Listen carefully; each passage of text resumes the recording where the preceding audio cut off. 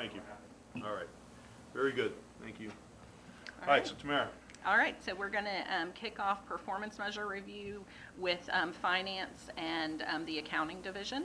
So Judy has 4 performance measures, and she's going to talk through those.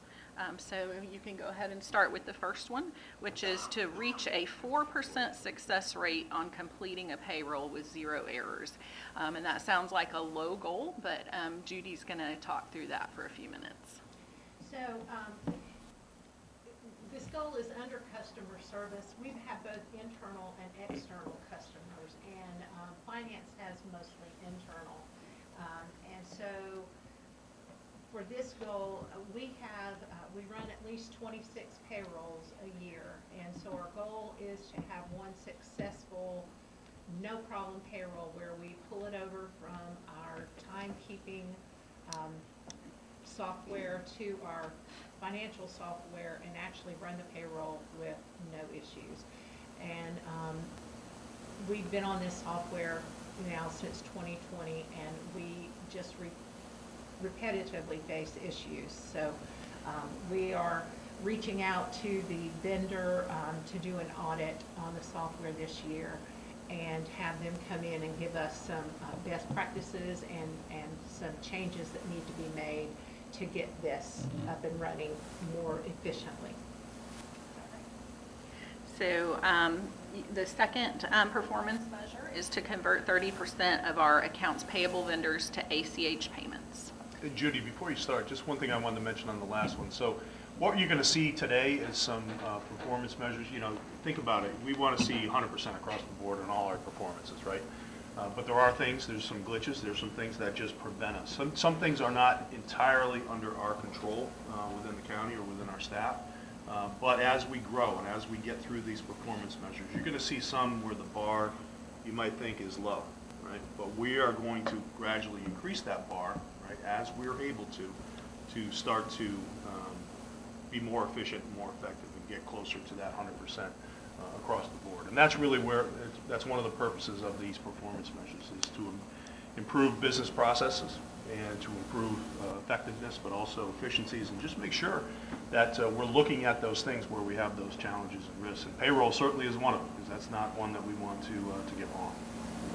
Good. Thanks, Judy. So our second one is to convert 30% of our accounts payable vendors to ACH payments. We issued 4,232 checks this past 7 months, and in an effort to streamline that, save processing time, but also get the money in the hands of the vendors quicker, we would like to convert at least 30% of them by the end of this calendar year to ACH payments. So that will save us time and money, and it will save them having to wait on the mail. And so we're going to do this through our new software, OpenGov, and we're going to process, go through there and work with them on that. Okay. And you know, so we've hit 1% so far out of our 30%. So we have started that process in the first month. All right, next one is post 90% of incoming wires and ACH payments to the general ledger within 5 business days of receipt. This one, we're pretty good on this one already. This is one where the finance department depends on other departments to get us certain information, and so we are working on the communication with those other departments to try to get that ahead of time before the money hits the bank, so that we are aware of what is coming in, as opposed to being reactive. We're trying to be proactive on this. So I think on this one, it's a good example of where we need to work together across the board, all the different departments. So as you track this, if there's a department or a person even that is continually, bringing this percentage down, right, or not meeting the timeline, then that's something that you need to point out. That's something that we'll work with and we'll fix through training or through performance or however it might be. Okay.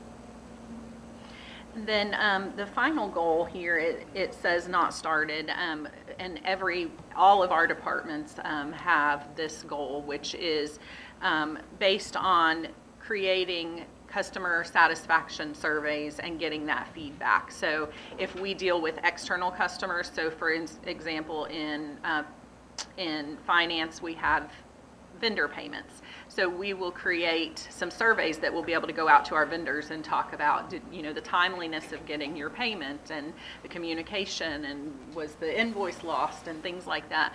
And then the same thing for internal departments. If you put in an IT ticket, what was the turnaround time? If you, requested a purchase order, how is the communication process? So we want to really beef up that customer service both internally and externally. So we're building and these surveys to be able to push out. And of course, this is a lot of data to gather and we can use some technology to do this. So we've implemented it with one department so far, and we've started that process. And we are working on building the survey questions and getting all of that stuff together for those other departments. So for finance, this one has not been started officially, other than we have started writing our survey questions. So once we start building that survey and start pushing those out, then this will become a performance measure that's started. But you'll see this throughout the day, and it will also be in the strategic plan. So thank you, Judy. Next, we'll move on to performance measures for the permitting, licensing, and compliance division. So the first one we have is to achieve 90% compliance with short-term rentals. Christy. So short-term rental properties in Glynn County are required to register and receive a certificate. We have 1,713 properties, and as of right now, our goal is to reach 90%, and we're at 82% with 1,400 currently in compliance. And so explain why we're only at 82% right now. Well, it's a brand new, we just started the new renewal process, so we're only about a month in, and we're already at 82%. So last year we hit 99% compliance with our short-term rentals, so we were really proud of that. So we are actively daily reaching out to the short-term rentals that have not renewed their registration to determine, one, if they're still renting their property and they need to renew, or two, what can we do to help you get in compliance. So they're currently considered delinquent right now, but we are actively working that list. And I know some of these are companies that give you a whole batch at once, right? And so what's the total number again, Christy? 1,713. All right. And I know last year there was a lot of effort put into this. There was a community group that actually really led the effort to put this in place and put the ordinance in place. And so what was the total number of, I know that we worked at it all year last year, but I think we got down to what, 3 or 4 that weren't in compliance? 3 that weren't in compliance out of 1,700. And so what we did at that point, I think we sent code enforcement out, or we addressed those property owners and either made them compliant or didn't renew their license correctly. Right, and we have plans with code enforcement to proactively get them out before the delinquencies start so that they can get registered. Okay. Before they're done. All right, so it's February, so it'll be interesting to see where we are. If you could, just keep us posted and see where we are in about 2 weeks. I'd like to see where, after 6 weeks, I think that's enough grace period for these people to be compliant. So.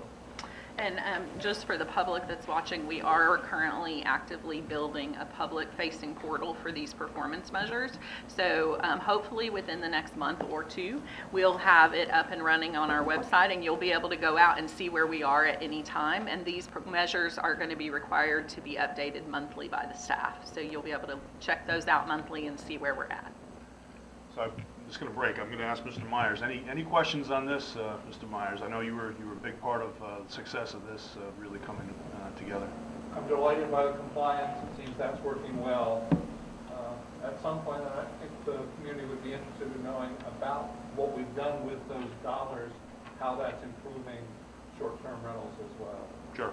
Okay. Very good. Thank you. One of the things we've done with those dollars is we have hired some weekend code enforcement officers to be able to address, parking issues, trash issues, noise issues. And so I believe that's going pretty well. And we're, actively communicating with them from our side as well if we get complaints. So. And I think that's a good point too. So we'll have Katie make sure that we put out some more messaging. We can't ever put out enough, but there is that there process for people to actually report these complaints. And we'll send code enforcement out if we have so many complaints. If we have repetitive complaints, then it's going to be a problem for some of those people that have those licenses to be able to continue to rent if they have problem properties. Okay, thank you. All right, so Christy's department, being licensing and compliance, is over a lot of different areas. So the next one she's going to talk about is open records request. So our performance measure is to average 5 business days to close an open records request. So if you can tell us a little bit about the number and the volume of open records requests that we get and where we're currently at right now. So we're on track to average 7,000 open records requests for this year. And the days to close, right now, we're averaging 4 days to close.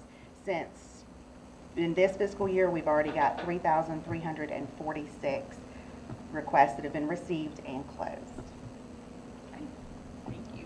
So this is a huge, a huge process that we do with open records that most, people in the private industry don't even think about this.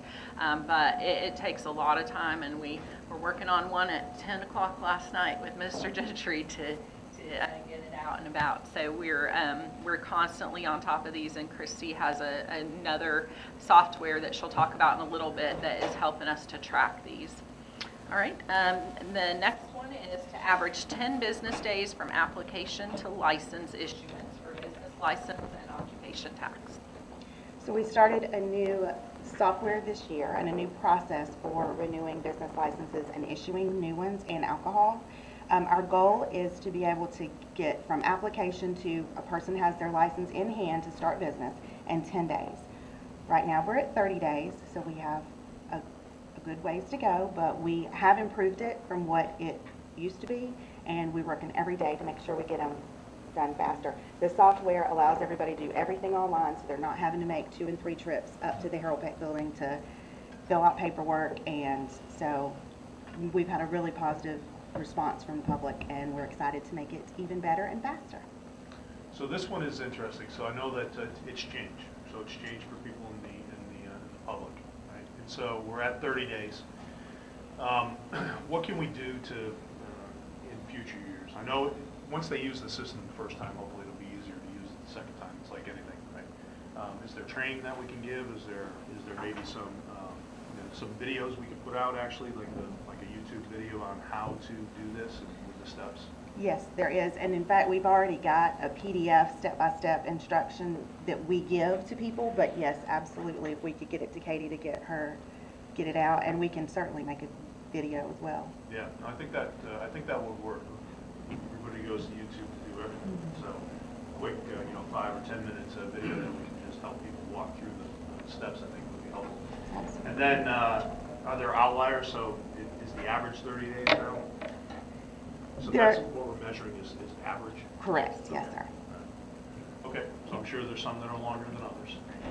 And we are dependent too on the applicant getting their information to us. So there are affidavits that are required to be filled out that are required by federal and state law. Those affidavits have to be notarized. And so, that's a process. You have to get this form, take it somewhere, have it notarized, and either bring it to us or upload it back into the system. So it takes a few days. We are hopeful that we could get the governor to allow us to do an online notary in the state of Georgia, but right now online notary is not accepted. So we're one of about 20 states in the U.S. that doesn't allow online notary yet. So we're hopeful that that will be coming, and that will definitely greatly improve the efficiency of this process. But right now there is still that one paper step, and it is an annual requirement. That's also been a change for our customers. It's always been an annual requirement, but it previously was not being done. So, we've had a lot of customers upset. Why do I have to do this affidavit? Well, we're going to follow the state law, and we're going to do what's required. So, if you're friends with the governor, feel free to talk to him about it. But until then, we'll try to make the process as smooth and easy for you as possible while still, remaining in compliance with the law. All right, and then the last two measures for Christy are internal and external user satisfaction surveys, which are currently in process of development, so they're still showing as not started yet. But hopefully by the next quarter, these will all be up and running. All right, thank you, Christy. Next, we'll talk about finance and procurement performance measures. So the first one we have is to obtain 3 or more bids on 90% of sealed competitive solicitations by the end of this year. Reston? Sure. So our goal this year and moving forward is to obtain a minimum of 3 bids per RFP and IFP that we put out. Some of you heard me report for last year, we had I believe it was an 83% success rate on obtaining more than a single bid, but ultimately we want a minimum of 3. And so we're at 50% now success rate. In the month of January, we had 4 bids put out. 2 of them we had 3 or more, 1 we had 2, and then a single bid for the 4th. So we're at about a 50% success rate, hoping that will improve throughout the year. And can you tell them a little bit about a couple of the ways that you're working to get to that? Sure. So we've launched a new online procurement platform, and so that's helped reach more people. We're trying to network more, hold more procurement workshops, start that communication or better communication networking with vendors, and just trying to make sure that we're getting visibility on our solicitations. Thank you. All right, the next one for procurement is to average adding 5 new vendors per month to our OpenGov vendor portal to increase competition.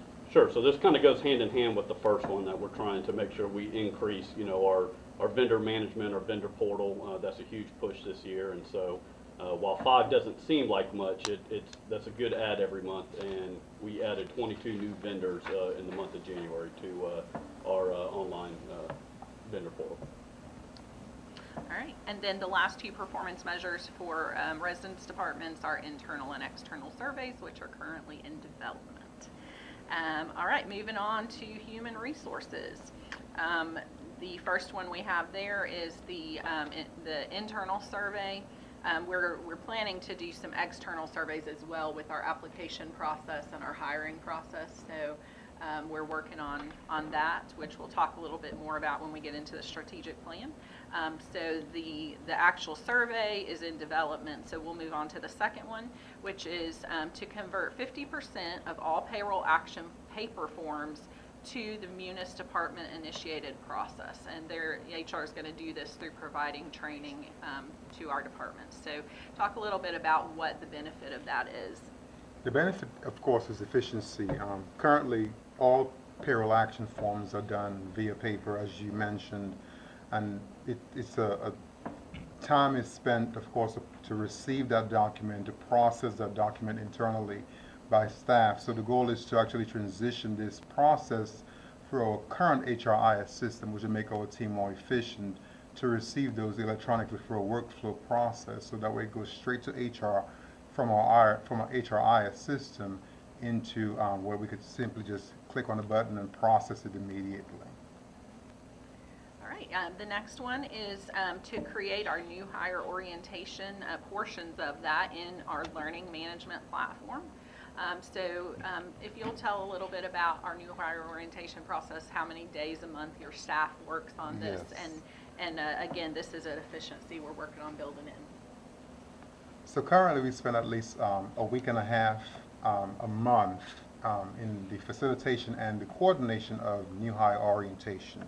So the goal is, of course, to get HR to be more front-facing, yes, but of course to spend more time with the employees and less time with having to build these courses and build these things. So the goal is to shift our orientation through a computer-based learning module and have a small time frame for in-person training as well.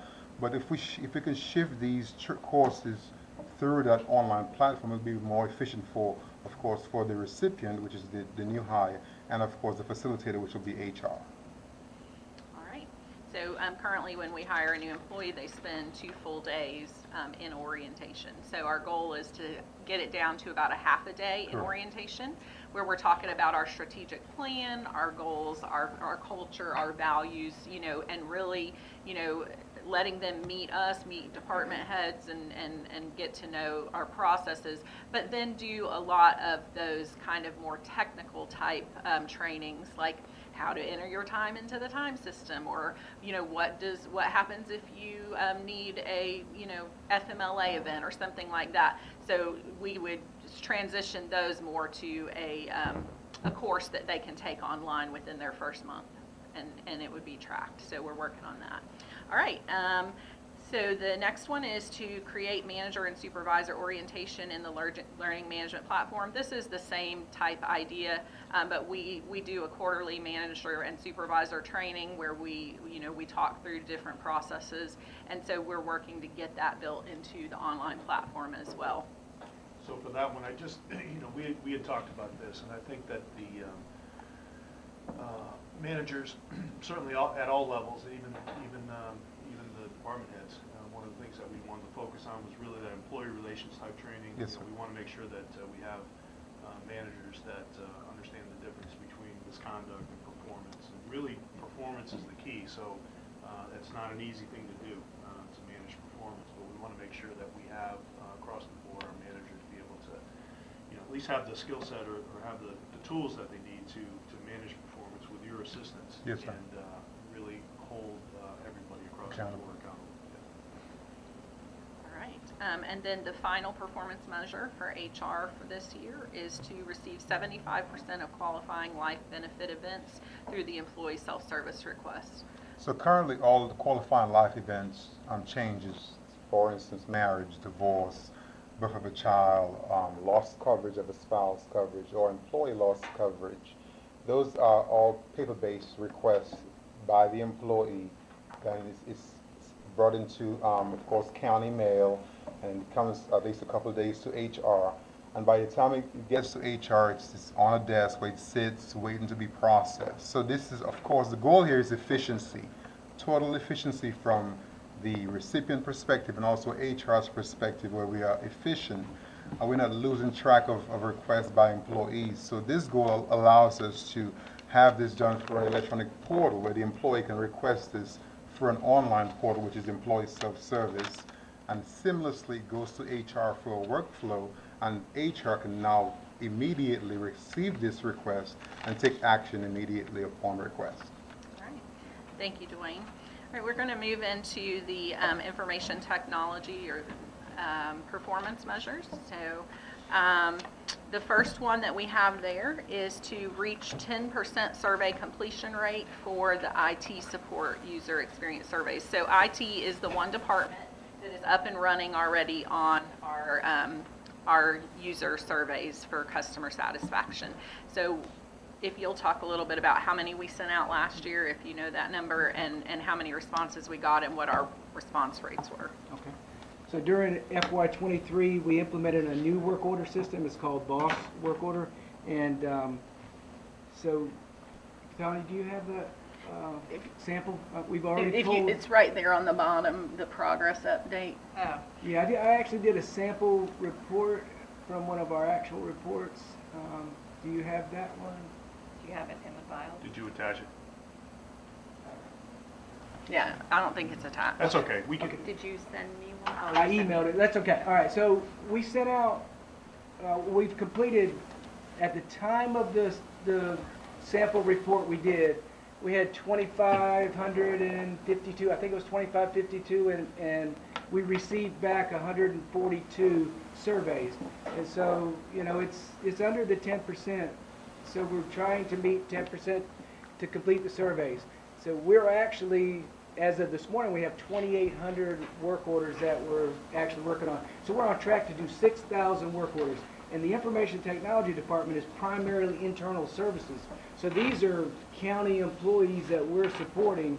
That's how many work orders that IT has done to date. We're on track to do 6,000 in a year. And so 10%, if we can get 10% survey, now that leadership has expressed, an interest in, pushing this out, hopefully those numbers will increase and we'll meet our 10%. Currently, we're in the yellow at 5.6. Okay. Okay, thank you. And then with that, we are looking to obtain a 95% good or better rating on the overall experience. So we exceeded that last quarter. We're looking at this on a quarterly basis, and last quarter, I believe we were around 96%. There it is. Yeah. There so this is actually pulled, canned report, pulled from BOSS. So we don't have to write, staff doesn't have to spend time creating this report. It's there for us. And I think it was, what, 98.6 or something like was our actual number right now. And so we're happy with those numbers. For excellent. All right, so the next one is to meet a 95% success rate of hosting public meetings without an audio-visual incident. So as of before last night, we were green. we were in the green. This morning, we would have had to update that to yellow. We had some technical difficulties last night, but we're working through those. But this is a real stretch goal for us. I mean, if you watch our live streams, you will know that, 6-8 months ago, every single one had issues. Every single one you couldn't hear, or the video was no good. So we have made we've made big progress in this area. We still have progress to work on, and I think anybody can tell you, probably, the Rolling Stones will tell you, you're going to have audio-visual issues, even if you have the best of the best. But our goal is, to at least have 95% of our live stream meetings without a technical incident or issue reported. So the good thing that we learned last night, they identified the problem. Sure. It was an amplifier that was in standby mode. They will fix it. And so I know they're doing an audit within the system as well, just to make sure that it doesn't happen again, or they have a checklist, SOP, where they actually go by and make sure everything's set. But that was just something that was not under our control at last night anyway. But got through it and identified it, and it won't happen again, right? Yeah, well, we do. Obviously our goal is excellence in broadcasting. And as I briefed in the retreat the other day, was that yesterday? 2 days ago. It's been a busy week. But as I briefed there, we're doing so much more than other cities and counties. You wouldn't believe the amount of streaming and the quality of streaming we do. If you look at the stream, it's full 1080p. The challenge is the audio. That's the challenge, and we'll keep pushing. If you come to this meeting, you see new screens, actually today you see new mics. So our goal is to be excellent, and we're not going to stop until we get there. And there will constantly be challenges. As Tamara briefed, we're yellow as of today, so we were green because we had been through, Katie can tell you, we've been through 10 probably commission meetings with no issues. And we were so proud, we were patting ourselves on the back. And then last night, it was a little bit of an issue. And then, even this morning, with having to restart the meeting. So we'll get there. It's going to take some time, but we don't have a constant loud hum in our stream that you couldn't even hardly listen to it. If you turned it up more than 1 or 2 on your volume, it was just total feedback. We're getting there, but it will be a challenge, and it will be a constant challenge, but we're going to get there. all right, we appreciate all the work that y'all have done on that. I know it's been challenging.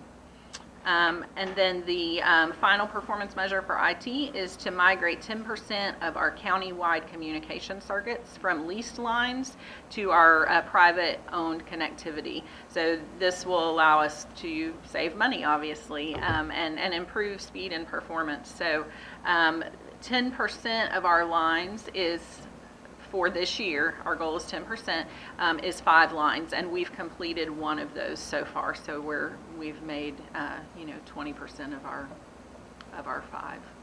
But David, you want to talk a little bit about that process? This is tied directly to a SPLOST 22 project, and why do we have this? So our goal is to get on private fiber communications wherever we can. So in our strategic plan, we lay out what we're trying to do for communications. And Achieve It is actually tracking the SPLOST projects as well. And within that is the SPLOST 22 communications project, which we implemented part 1 to get to St. Simons. We didn't use any funding. We got to deal with Live Oak to share right away for the fiber. Now we're moved into doing connectivity on St. Simons. That requires us to convert lines to private fiber, and we'll push more buildings on St. Simons, but it also involves the mainland. It involves all the county buildings and the legacy copper. We're trying to get as much off of legacy copper as we can. Those are leased lines, and so we've already removed a very expensive lease circuit. Was from Brunswick to St. Simons to the fire station 2. That was the hub for our communications on the island. We removed that, and it brought us up to 2%. So our goal is 10% for the year, and that will be a substantial cost saving if we meet this goal. All right, Great. thanks. All right, so we're going to move right into the strategic plan portion, or you have? Yeah, so just, I'd like to all right, good start. I think these are good performance measures. We'll take a look we'll look into this a little bit more the next time we meet on this, but I think across the board, good start. Appreciate the work that has gone into this so far, but as we talked about, this will get easier and easier for you to report on, and we will see those numbers grow, obviously, and we'll see some of those efficiencies come into place, and some of those measures start to get closer to whatever that bar is. Yep. All right, great. So for this, Tamara, just for time, I don't want to keep everybody here all day, so I think based on the fact that we have just really started, and we've done, actually there are some areas within the strategic plan, some of the initiatives that are already complete, and so we're going to see that as well, because we do have 2023 was the first year of the strat plan. And so yeah, as you go through it, we'll just stop at each one, we'll do that, and if there's any questions that we have, then we'll ask them. Thank you. Mayor, would you like it this way? I have Achieve It on here, so you can have it however you want it on the screen. We'll stick with Achieve It. Okay. The other. Yeah.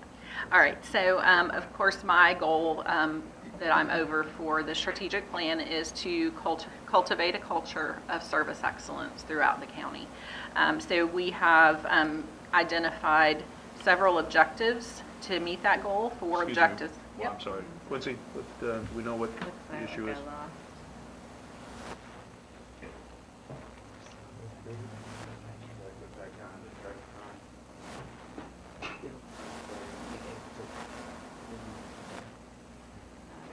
It's going against your measure, David. We're yellow. I don't want to go red. But that might be operator error. I asked her to do something. I just got to reconnect. My bad. It still goes on our performance measure. I just can't touch anything.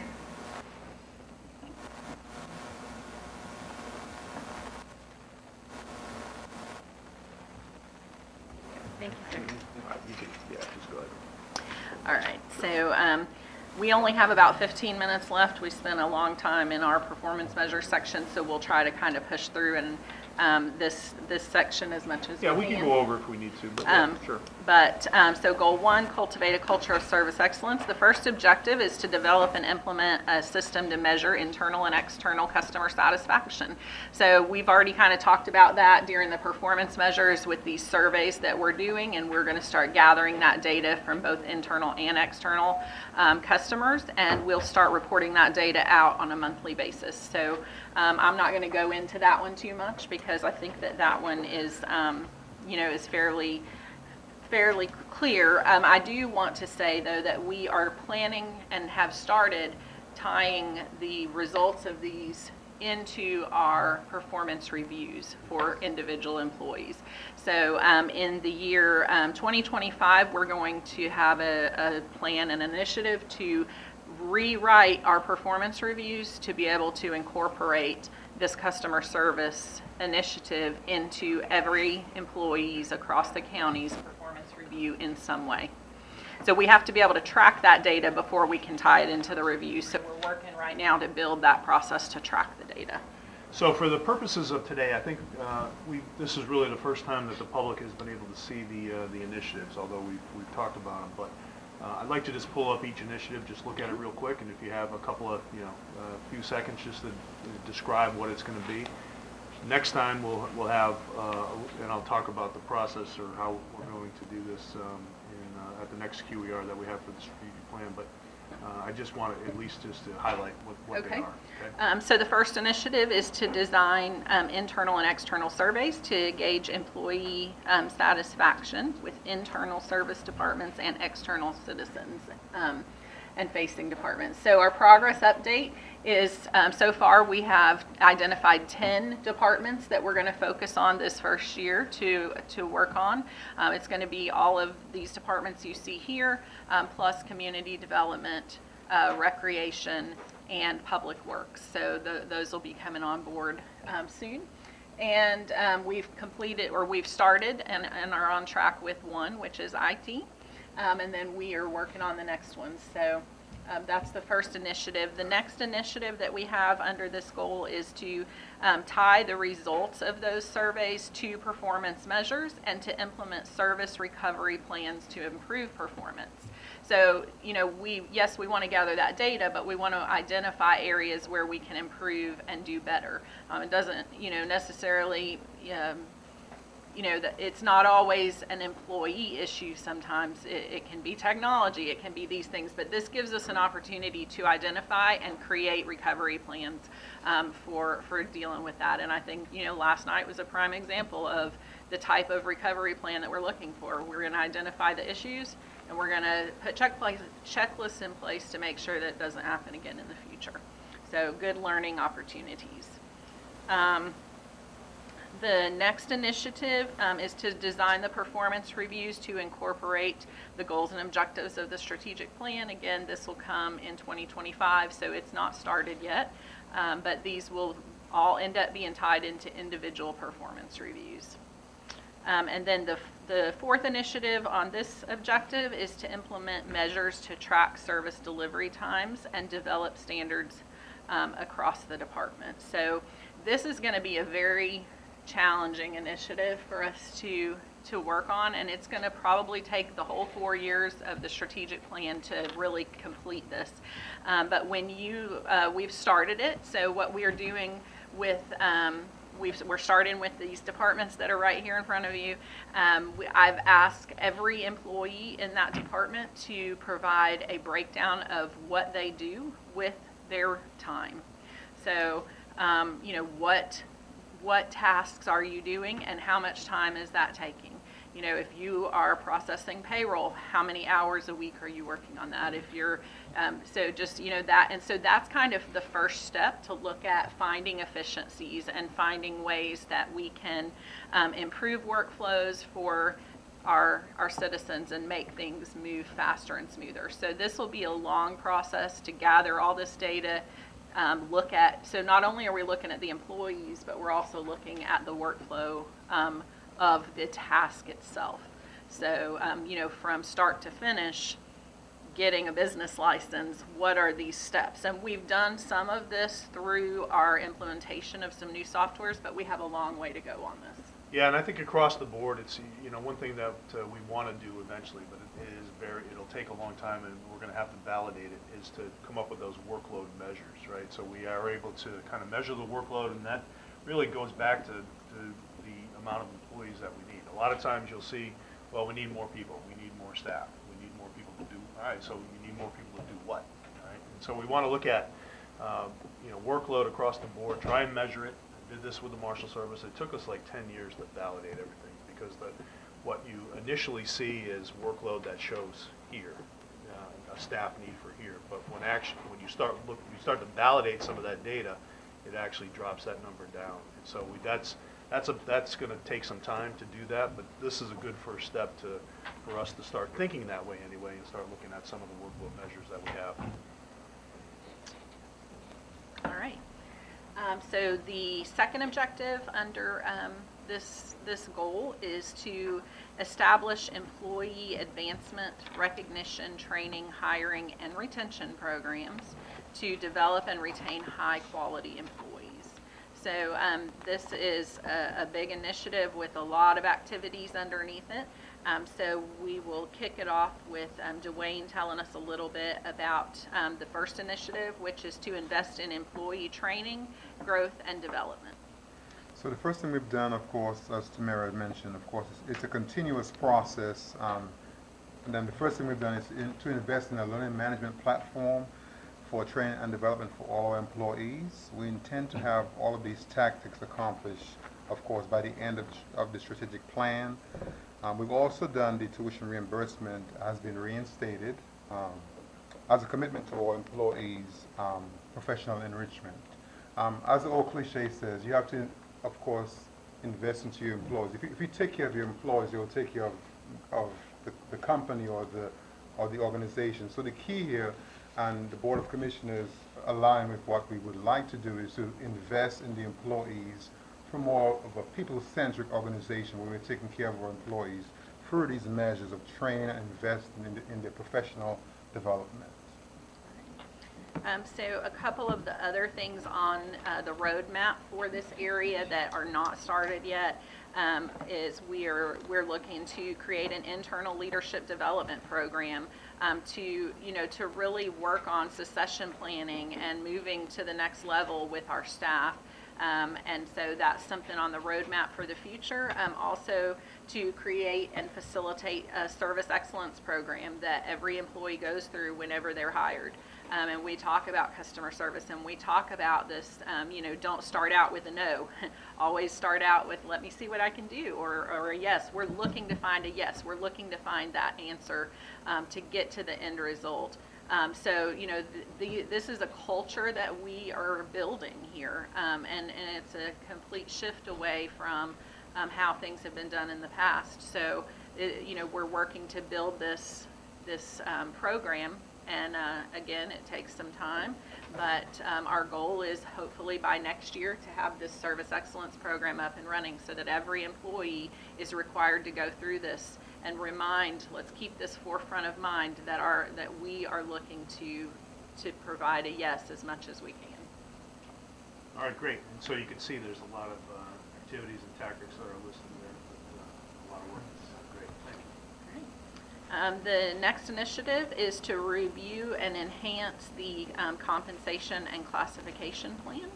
So we started that obviously with public safety, and we've gotten police up and running with going pretty well.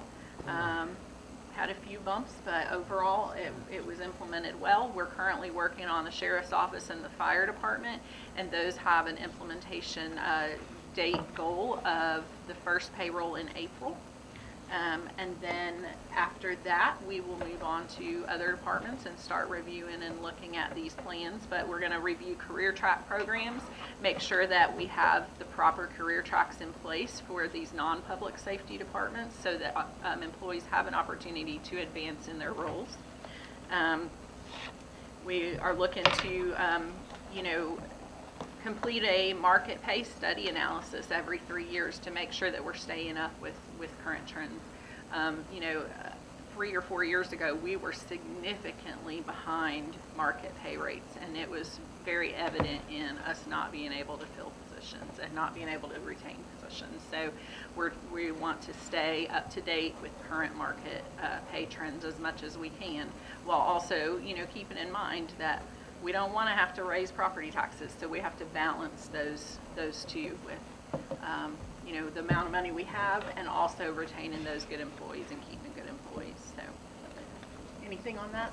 No, I think that this whole objective really speaks to what we've been talking about. So you hear me say it all the time. We got to build that bench, so we want to have that. We want to have that next person up to be able to step into the next role. And so this is a big part of making that happen. So thank you. The third initiative, or it might be on the fourth, I can't remember. Third. Okay, third initiative on this one is to build employee engagement and camaraderie through employee-centered activities and recognition. So, part of having a positive customer service friendly focus is to have happy employees. And, we can't always fulfill everyone's wish, but we can have a positive environment. We can have an environment where morale is lifted and that we, work together as a team, and we're not pointing fingers at each other when something goes wrong, but we're saying, hey, we're all in this together. And so that's something that we're really working towards and working to build. We have several activities under this that, that we are looking at doing to help with this initiative. One is to create a employee recognition program so that employees are recognized for superior service when they provide that. You know, we have an employee in licensing and compliance who she's very, she's right there at that front window and she handles all these folks walking in. And in this last week, she has received flowers and 2 boxes of goodies for her great interactions with some folks that come in who admittedly are upset about the process and angry that they have to do affidavits and provide their driver's license to us.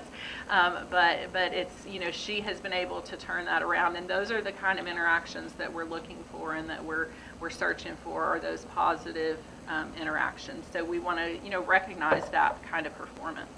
And then, Dwayne, if you'll talk a little bit about building health and wellness program for our employees and our new employee health center that just opened. Yes, so we have a great partnership right now with Coastal Community Health. We're very excited about this. The Board of Commissioners' vision was, of course, healthcare for all employees. In the past, we had a wellness center that was only exclusive for full-time employees that were covered on the health insurance plan. Well, this proposal, or this new initiative, which is the new employee health clinic, is healthcare for all employees. So if you're part-time, full-time, supplemental, any employee now as an employee of Glynn County can utilize the services of our new employee health clinic. So this is totally healthcare access for all employees. As I mentioned earlier, if you take care of the employees, they will take care of Glynn County. So we're really investing all our resources into ensuring that the employees are healthy, that they're alert, if there are any conditions that is rectified immediately so they can continue to serve with excellence. So this is a really great move for Glynn County as a whole for healthcare access for all employees. And I would just like to add, you know, we're very thankful for our partnership with Coastal Community Health Systems and Dr. Kavanaugh Chandler. He has been great to work with. He started out working with the Sheriff's Department and doing inmate health care there. And in their first year, they saved over $600,000 in inmate health care by proactively managing health care with Dr. Chandler's office. And I'm very proud to say that when we built this employee health center, we have been able to negotiate great terms, and we're saving over $500,000 in cost over our previous wellness center, and we have raised the bar on the available options. So very, very proud of that. Additionally, we also got selected by ACCG as a feature in the article this month that's going to be coming out pretty soon, where we was featured as having one of the most supreme wellness programs for employees. So the investment here is the people, and investment in the employees is the overall goal. All right, so we are moving on to the next objective, which is to increase access to online applications, data, reports, and payment methods to increase transparency and improve efficiencies and the citizen experience. And I think this is one of the areas that we have made the most progress in over the last year. We have really been focused on getting that data into the hands of our citizens and out there and available, and also making it easier to do business with Glynn County. We have several initiatives under this. The first one is to evaluate processes throughout the departments to identify areas for improvement and enhanced efficiencies.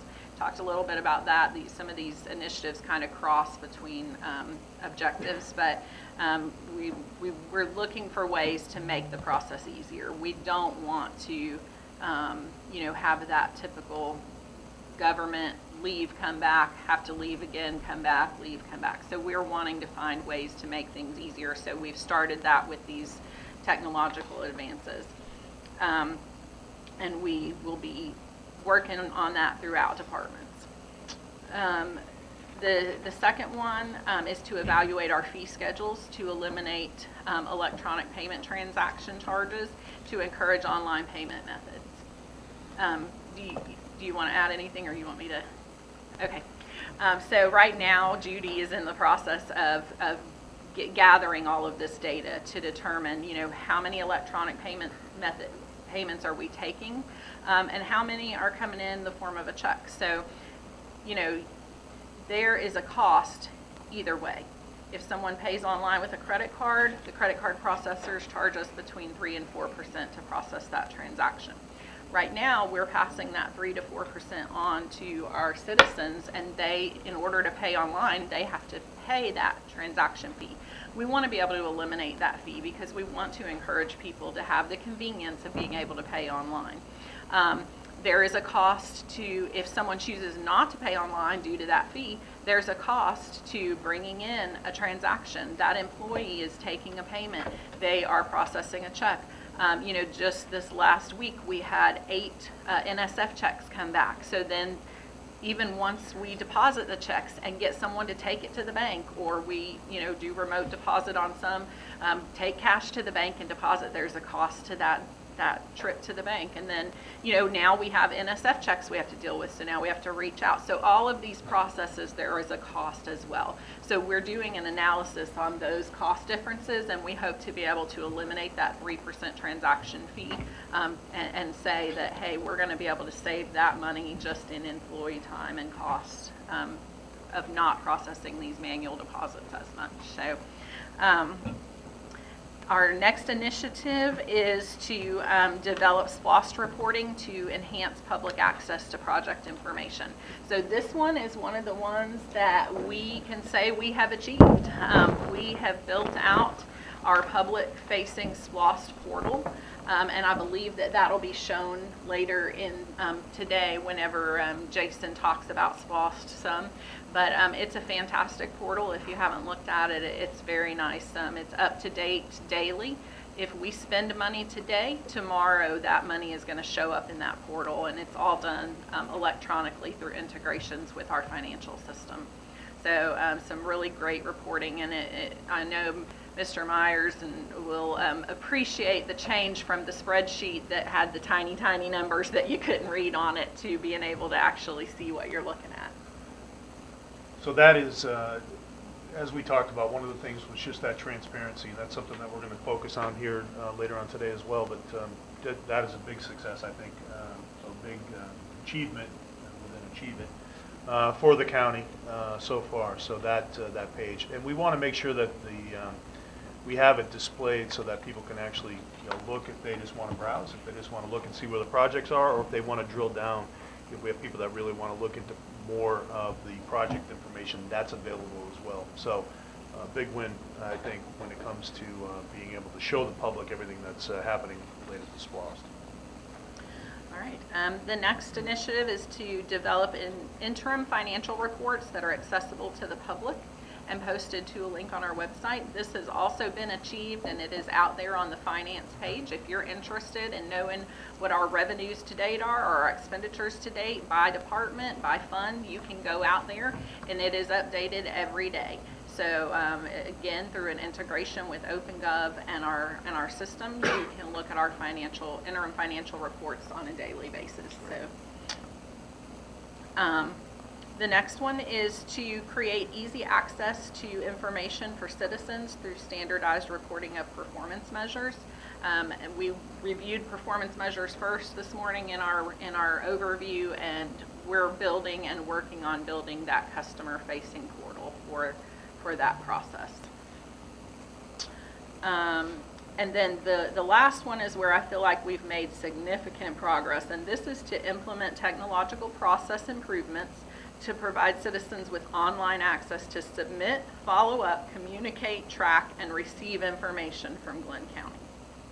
So I'm going to have each of my folks talk a little bit about some of the systems that they have implemented. We're going to start out with Next Request. Christy, tell the public what Next Request is and what we're doing with that. That's a software program that we use to receive, track, and respond to open records requests. And we have all county departments that respond through the portal. The portal has lots of reporting that tells us how long it takes us to respond, what departments are responding, and how much time. And the public can log into their account and see every message, they'll have access forever to all the documents and records that they've received in the portal. And it has really streamlined the process and made us really successful. at responding to open records requests as we're required to.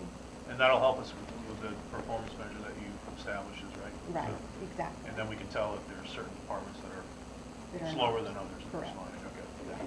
So this, a few years ago, I guess it's been a year or two, it's been a couple years ago now, I somehow ended up being over open records for about 6 or 8 months because the person that was there vacated, and it was during the time when we had no county manager and no anybody, it seemed like. It was a challenge, but it really showed me what a challenge open records was, and I knew that we had to find a better process because we're just dealing with thousands of emails back and forth, and sometimes it'd be sent to me and sometimes it'd be sent to Aaron or a different department head, and there was no way to track these open records. We couldn't track whether they were being closed on time.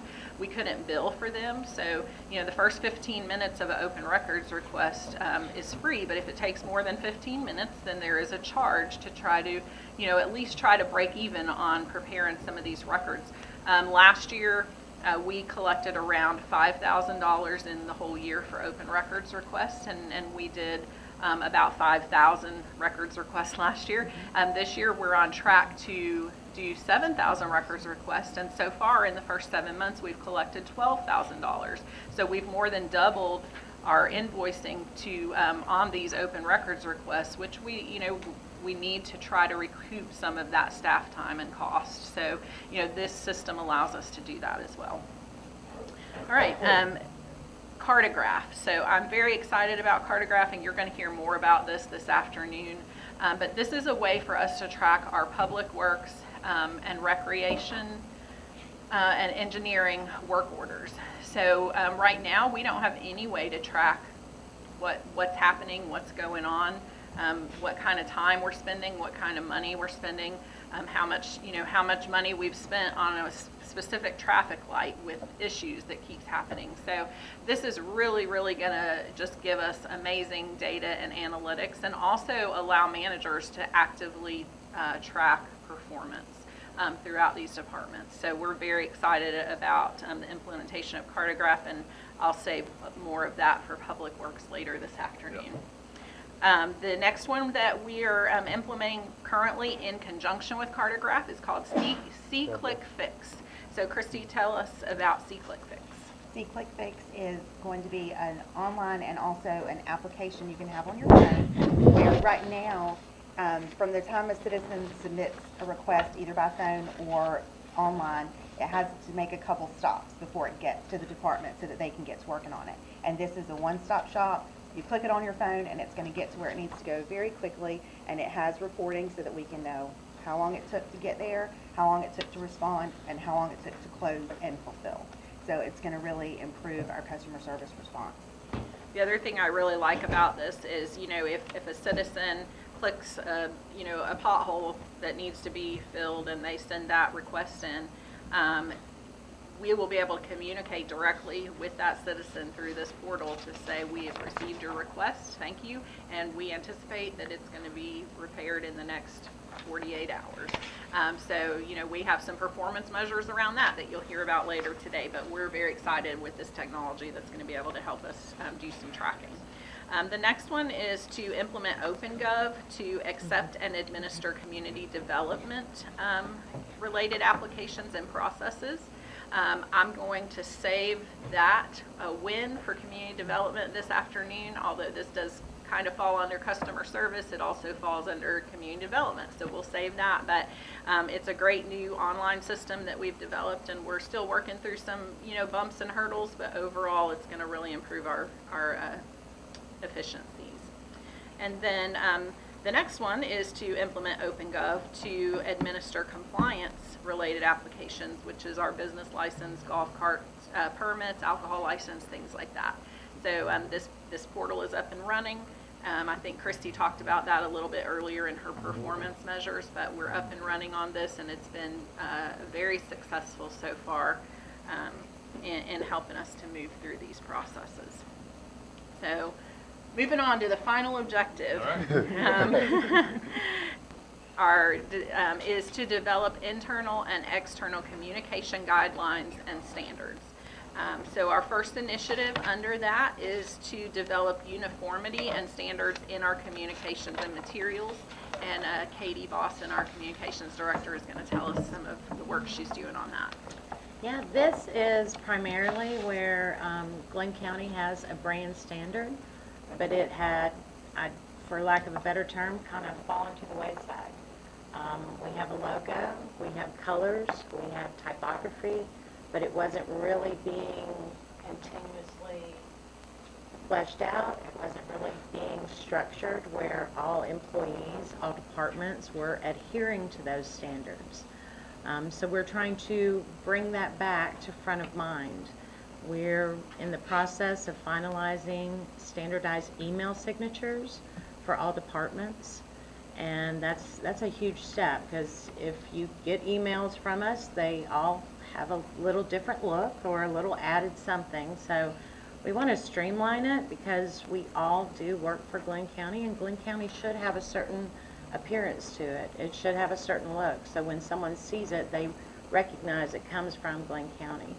So we're in, again, rolling out the standardized signatures, but I'm also taking the brand standards, the booklet that was given, I think, in 2005 maybe, and kind of updating it a little bit, but we'll be giving it out for employees, for directors, supervisors, departments. We're also going to work on premium items that you're ordering. So you order with the correct logos, with the correct colors.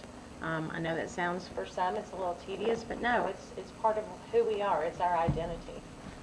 Yeah, I think that'll help us with the professionalism side, so that standard across the board, so we're professional with Glynn County. Thank you. Right. And then our next big initiative that we are very excited about is a complete redesign of our county website. So Katie's going to talk to us about that. Well, as Tamara has sat and discussed all this new technology and all these new wonderful software programs, well, guess what? They don't work if they don't have a place to sit. And so our website, it is our largest public-facing asset and resource for the public. And it needs to be constantly monitored. It needs to be worked on. We had a design, we were up for a redesign this year through our vendor and through Kim, who has been in IT. She nicely volunteered to work with me. And what we thought would be a 6-week project turned into about 6 months. The website had not, as far as putting information on it or updating, there were some pages that were better. There were, with the template, it was, for lack, again, of a better word, kind of clunky for the user. But also, it was not easy for you to put information to update it. And if that was your role in your department, for some it has been a struggle. There hasn't been really a training module. So we met with each department, talked about what they needed, what they wanted, and started exploring what was best for overall for the county, for the visitor who is going to visit the website, for how it will work with a lot of these softwares that we are linking up and trying to implement. We want them to be executed correctly. We want people to be able to find them. The user was not having an easy time finding some information on our current site. So we have talked with several different vendors. We've taken the information from departments. We've looked at best practices from some of our other counterparts in the state, in the southeast, as far as municipal governments, county and city. And we are on track to finalize that plan and move forward. It's going to be probably a 6 to 9 month redesign process. We're also going to implement some sub-sites for certain departments, and we're there. We're finally there, and we're excited about it. All right, well, Katie, I think you hit the nail on the head too. So the public user, Yeah. it's so complicated to use our website. You have to look, search for things. It's just not easy. And so Yeah. we want to make it easy for people to visit Glynn County, visit the website, and be able to find what they need, and be able for us really to show the things that we need to, the public to see. So it's all about transparency. So Commissioner Rafalski's here, so Commissioner, we'll have a recommendation to you here in the coming weeks, hopefully, for a path forward. Yeah. And we're looking forward to that because it's a long time coming. So we have a couple other initiatives that are not started yet in the communications area. One is to develop an internal quarterly newsletter to improve communications between our departments. So there's a lot of things that happen all over the county, and if you're stuck in the Pate building, you don't know what's happening on the other side always. So we want to spotlight some. This goes back to some of that employee recognition and things like that. So we're going to start working on that, and then also to create an internal employee directory. So right now, if you don't know who handles a certain task, which happens all the time, you might call and get transferred from one employee to the next to the next. So we're really hoping with this internal directory to be able to have it searchable and be able to find, okay, who handles golf cart permits, who handles payroll errors, so that we can have more efficiency, and even like the commissioners, like who's over this, who does that. So there's a lot of things that happen in county government. So we're going to work on this internal directory as well. All right. All right. Very good. Well, good first round. As you saw, a lot of good information, particularly on the performance measure side. What we're going to do, so I think what we had mentioned that our plan was to do these quarterly execution reviews. So we did one in November on SPLOST project, so the next one that we hold will be in May, a quarter from now, and that'll be back on SPLOST, and then we'll come back in August where we'll have the second QER for our strategic plan. I do think what we'll wind up doing is probably breaking them out by goal. So we'll do one day we'll do goal 1 in your group, and so that'll give us a little bit more time to have a little bit more conversation on the initiatives, more so than we did today. Keep in mind though that my friends at FLETC called this Hell Week when we did it there. So be prepared. There's some softballs today as far as questions go, but next time we really want to dive into some of the meat of the work that's being done to accomplish the strategic plan and all the goals and objectives that we have. Again, just this is transparency at its best. We're, as you saw across the board with this, customer service excellence is the focus that the commissioners wanted us to have. And so through technology, just through open communications and through improved communications that are going to come, I think we'll be able to certainly meet all the objectives within that goal by the end of 2026. But I think we're a long ways along already. So we're well into it already, making those improvements that we need. So again, good first round. We're going to break for about 5 minutes and then turn it over to public safety. And so we're going to have a 5-minute break and then we'll come back. Thanks everybody. Appreciate it. Thanks, Tamara.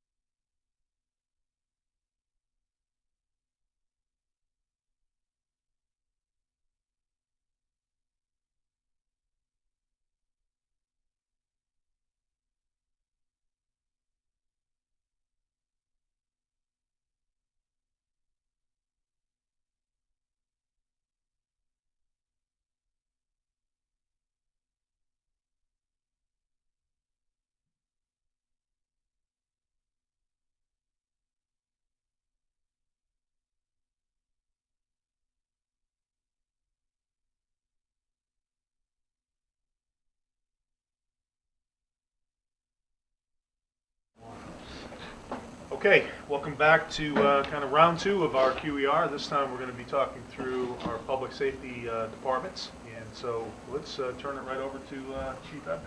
Good morning, everyone. Good morning, Commissioner. Thanks for having us here. I think this is really important for the public to understand and see what public safety in Glynn County has been doing. This gives them the opportunity to see all the hard work they're doing. As you know, every day when we brief you what's going on, you see that.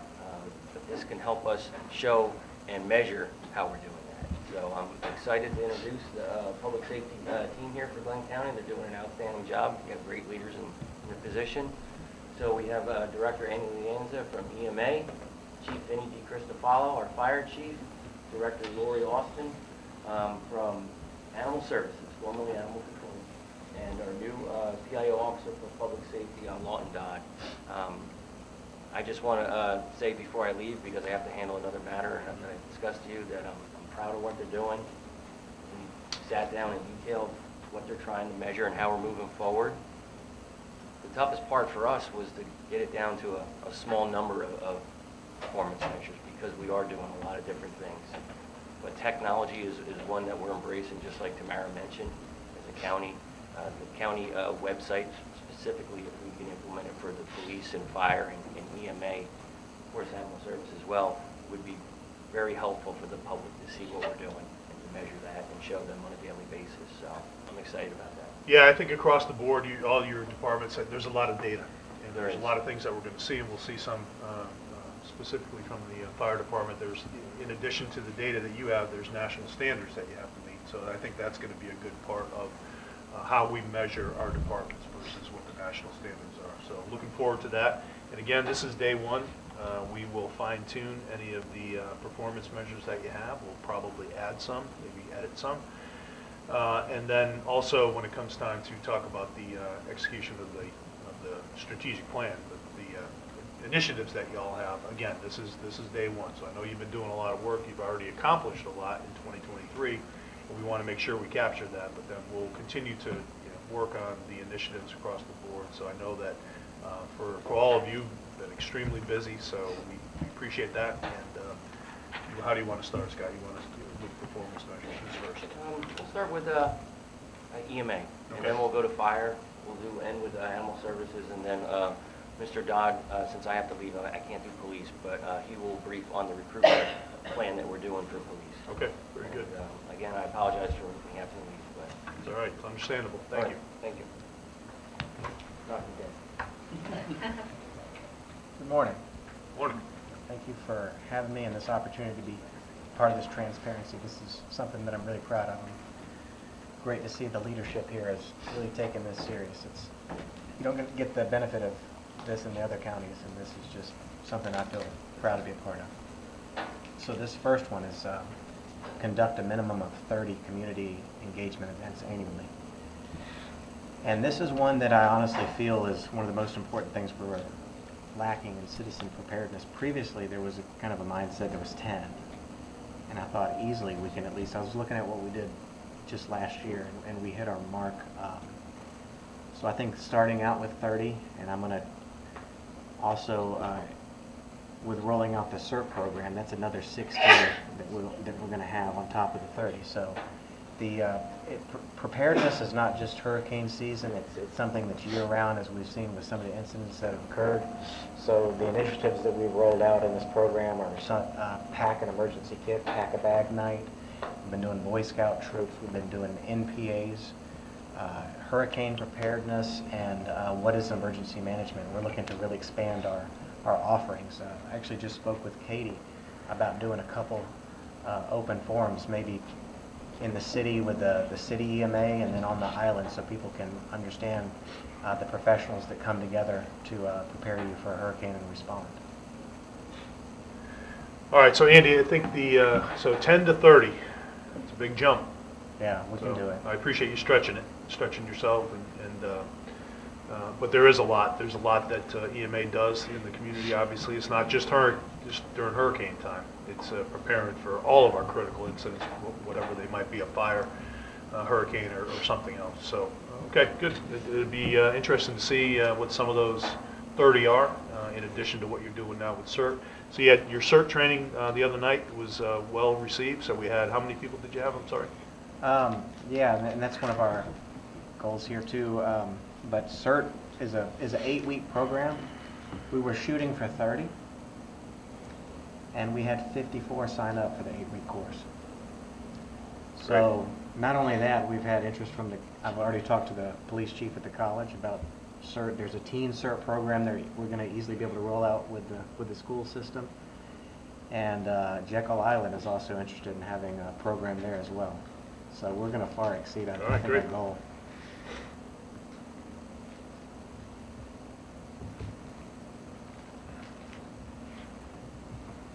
So this goal here is implement and evaluate at least 4 multi-agency exercises annually. So since I've been here, you know, I looked at what we did in the past, and we met our standards for GMA. And when we say 4 multi-agency exercises, you know, there's a lot of other things that we do, such as a tabletop or whatnot, and there's no reason that we shouldn't get these approved by GMA to ensure that someone is judging that we're meeting the standards set forth in our tabletop exercises, our full-scale exercises. So that's really what we mean. In addition to the training that we normally do, we're going to make sure that GMA gets a stamp of approval on these exercises to show we're doing our due diligence with the hazards in this community. I know these hazards are aligned with a hazard mitigation plan that's about to be approved by FEMA and GMA right now. Commission approved that. Everybody came together. We build the plan, we exercise the plan, we refine it, and we keep moving forward. And this is a key component to that. So in the multi-agency part, Mr. Ebner, Chief Ebner,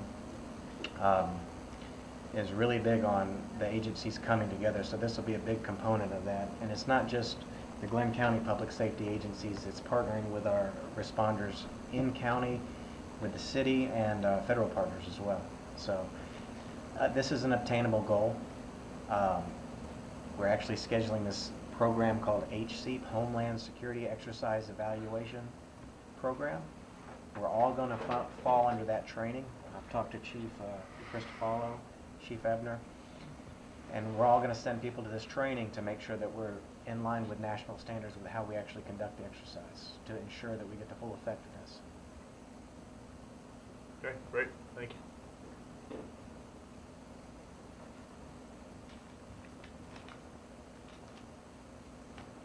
And this is probably, I can't believe I get the opportunity to do this, because this is one of the funnest things that I get to be a part of. This is an 8-week course called the CERT training. CERT is Community Emergency Response Team. And we're enhancing the community resilience this way, because at minimum, we're training you to be self-sufficient and maybe to help your neighbor in one of these events. Initially, our goal, like I said, was 30 per class for a total of 300 individuals that are prepared. We're going to far out, just by the first class and the interest, we're going to have to schedule the next one by the middle of the class. We're having to tell people no, because we just don't have the capacity. We've partnered with the city and with the fire and police department, Community Church, United Way to develop this training and deliver it to the citizens. We're using subject matter experts to really hit home on the topics that FEMA has put in for these each class. It's 8 weeks. It covers a gamut. It's on our website if people want to look at it. If they go to the EMA page and they click on volunteer, they can find more information about it. We're going to have certs or force multiplier in an emergency event, such as obviously a hurricane or a tornado or a ground search. These people will be trained. Now, some of them may not want to be a member, but some of them might want to take the training and then just go forth and do good on their own. And that's fine, but if these people are going to be registered, trusted volunteers that we're going to have a database for, that if we have a major event, we'll be able to call them, and we'll know that they'll have background checks, we'll know that they'll be ready to go for any kind of department, because we're going to fall in line with the police department standards for what a volunteer is. So we're adopting that. We're in the process of doing that now. And so if it's, say, Georgia, Florida event, and we need extra hands on deck for that, and maybe it's working the lost and found tent, maybe it's helping pick up trash, or maybe it's directing some traffic. These people are going to be trained and ready to serve. We have a lot of people at FLETC, we have a lot of retirees that just want to help the community. So this is the perfect match, I feel, for our area.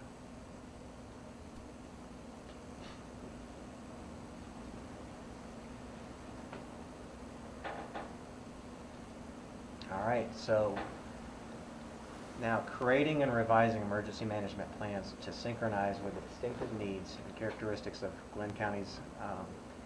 And so basically what we're doing here, we have this hazard mitigation plan. And it says all of the hazards that could possibly affect our area. There's a set of standards from GEMA that we're meeting, right? It's called the disaster match. That's what gives us our 2.5% extra. So number one, we're making sure we can meet those standards to ensure that our plans are up to date, that we're meeting the 2.5 to get that criteria. That 2.5% in a multi-million-dollar disaster is huge.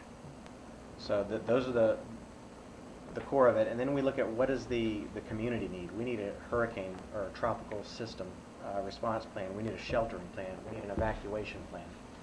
So being that we've been thorough with our hazard mitigation plan, we're now matching the plans to meet the needs and hazards that we've identified. And then the second part of that is you saw the training, right? We talked about the annual exercises and the community individual preparedness. This is all a component of that. And we're making sure that we have the plans that we need to tackle anything that we may see in Glynn County. So Andy, as far as a measurement goes though, so this, what are we going to measure? The number of plans that you actually update, the number of plans that you complete. And so this is workload certainly, and very important that we want to make sure that we maintain current on all the plans that we need, particularly when it comes time for FEMA reimbursement or meeting NIMS requirements. But what's the measure? What can we actually measure here? We kind of touched on that. Is that a strategic initiative? Where does that fall with this? I think it may be easily achieved, because I've been here almost 2 years, and you look on the GEMA disaster match document, and it shows the things that we need, whether it be a POD plan, a disaster volunteer management plan, yep. Adopting ordinances. I think that we have current dates on all of those, and you'll see where we're at now. I just sent Tanya a list yesterday of where we were at, and we're still lacking a couple that we need to really work on to get updated. And I actually set meetings. One of them is the debris management plan. We look at what happened with the debris this event. It's time to update that plan, and that might be the best way to judge that. Yeah, so I think there's the measure. So there's going to be some that you need to update, some that we're going to need to create that we probably haven't had in the past. So just take a look for the next time. Just take a look at the number that you have, and maybe we don't have to do it now. Yeah, but we have it. But the number that is needed, right? And so how many you can do each year, for instance, or each quarter, or whatever it might be. So just think of what the measurement might be for us to be successful. Yeah, and so this particular document that we might use this go around is not going to show something like a sheltering plan, but obviously that's a need. I don't know, other than looking at a separate document listing the hazards.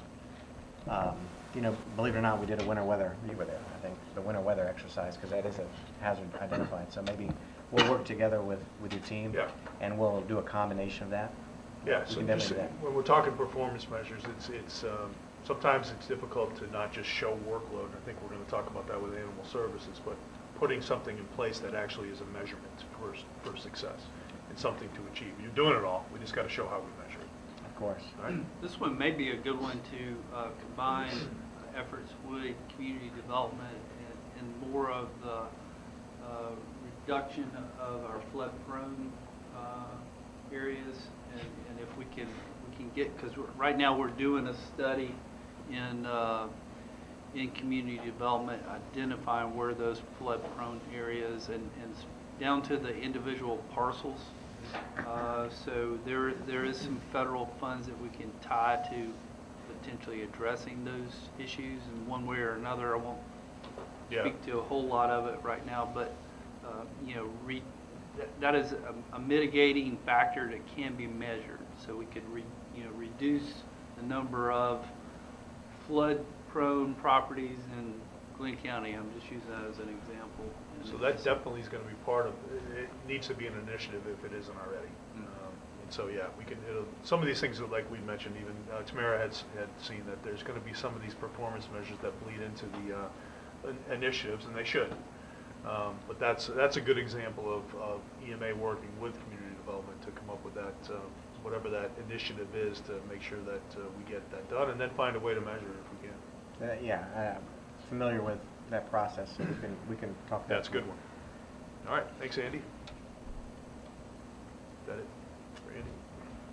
All right, Chief DeCristofalo's up, so let's show some of his. It's not. Can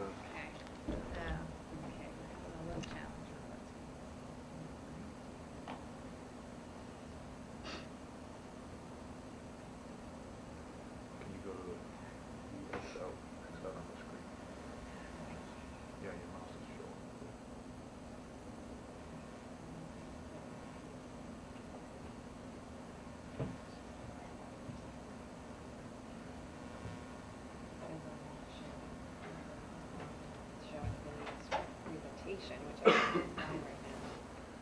All right, hold this 1 second.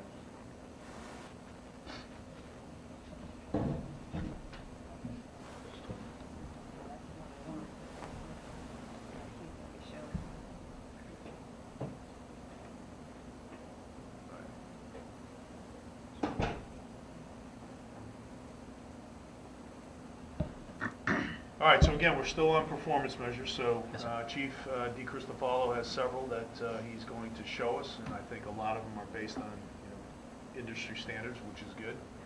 And then we can also use them to show kind of the workload that the fire department has as well. So as soon as we're able to populate that up on the screen, we will be good.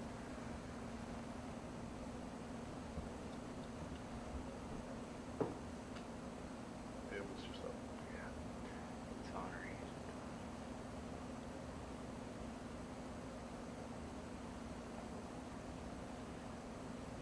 Don't worry about it.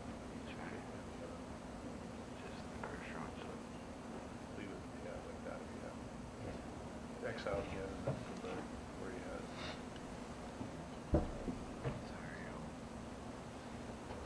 Just leave it like that.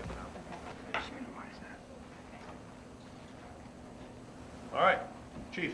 All right, well, Take good it morning. away. Yes, sir. Thank you, and good morning. We're going to review the fire rescue's performance measures and how we met for the first half of the fiscal year. To begin, for the first quarter of fiscal year, the first half of fiscal year 24, we're at 9,571 total incidents for the 6-month period. That is right where we should be, seeing like that 2% increase over the year before. As we talked about in the past, we were experiencing a 5 to 7% increase annually, but for 2023 calendar year, we only saw a 2% increase over 22. With the growth and development happening within Glynn County, we expect that 5 to 7% increase year over year to pick back up and start meeting that as more and more people and industry businesses start coming into our area. So I think for this, Chief, the graph is good. We want to make as many of these performance measures visual as we can. This is a good one. For next time, I'd like to see it compared not only throughout the year, but compare year to year. Yes. So whether it just be the year before, Right. you can figure out, in a graph, Yes, sir. where we stand based on the years, just so we can kind of develop any kind of, workflow pattern, or if there's anything that points out, if there's anything that there's a risk area, whatever, we can see where we have some growth or numbers jump up or down. Right. That might tell a story that we can address if we Okay, need to. Thank you. absolutely. Absolutely. Okay. So we've developed performance measures for each of the major areas of our operations, EMS, fire, and fire prevention, life safety. So we'll start off with performance measures for emergency medical services. The first one is the percent of patients who experienced a cardiac arrest in the field, and we had return of spontaneous circulation or a sustainable pulse on arrival at the emergency department. What we found was the national average was 26.7%, and we set that as our goal. For the first and second quarter, we were successful with this 30.9% of the time. So basically 1 in 3 patients with a cardiac arrest, we were arriving at the emergency room with a pulse and handing over for the ER staff to then go to work on the patient. Great. The second emergency medical services performance measure is the percent of patients with a cardiac complaint, so chest pain, something like that, that received EKG monitoring, so heart monitoring of some sort. Our goal is 100%. Every chest pain patient should get heart monitoring of some sort. And what we found is that for the first half, 79.2% of those patients did. And we've identified it's a training and protocol issue, an awareness issue in the field, which we will work with the medical director and our training staff to ensure that this is happening across the board. So that's a good point. So even with the previous group's performance measures, we don't want them to be all green. Yes, sir. We want to get to green, but we want to measure things where we need to show improvement or where we need to do things a little bit differently, right? And so I think for you, this is a good example of that. So that's a goal 100% perfect. Yes, sir. We're at 79.2, and so through this performance measure, we come back next time, it's a higher rate, and we continue to grow to eventually make that 100%, which is safety in our community. Yes, sir. Perfect. All right, great, good one. All right, moving on to the fire side. The percent of structure fires where a flame spread was confined to the building or floor of origin. So when we're called to a structure with a fire, this measure is looking to see did it extend to another building. Okay, so 100% of our fires during the first 6 months, and there was 38 of them, were confined to that original structure. The second measure is where flame spread was confined to the object or room of origin. So what this shows is how quickly we get on scene, are able to get hose lines and personnel in place to confine the fire to the smallest area of the building so we're not having as much damage. And we found that for those 38 fires, 60.5% of them, we were able to confine it to the object or the room without it extending outside of that area. So I think this is another one where we just need to work on what the goal is going to be. Yes, sir. And so we can look at previous data from previous years or quarters or whatever it might be, set the goal, and then see where we are, and then gauge it throughout the course of the next however many years we track this as a Yes, sir. performance measure. Good. Okay. Thank you. Right, and the third area is fire prevention and life safety. This is a new performance measure for that division. So the percent of fire code violations that are addressed within 1 day of receiving the notification. I believe if we were collecting this data, it would have been right in the 90s to 100%. But we have not been monitoring this and collecting the data on it, but it is something that Chief Knight and his staff is doing now. So I'm hoping that next time we meet, we'll be able to have some numbers on that. Good. The next is the number of fire safety education presentations that are completed for the first and second grade classes within the county. Again, we have always been in the schools.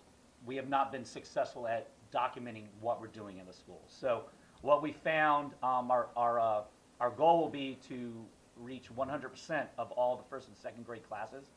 And what we found this year is we were able to say the number of children we met with. So we met with 1,016 children in attendance, and that's usually in the month of October, which is the National Fire Safety Month. But going forward, we'll be able to measure the number of classes we actually visit. Yeah, I think that's probably a better measure. Yes, sir. What's the significance in first and second grade?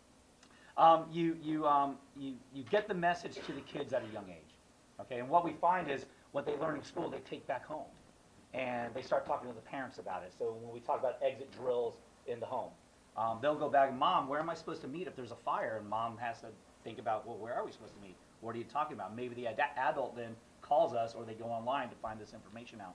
So we're making a safer community from the youth up. Okay, all right, good.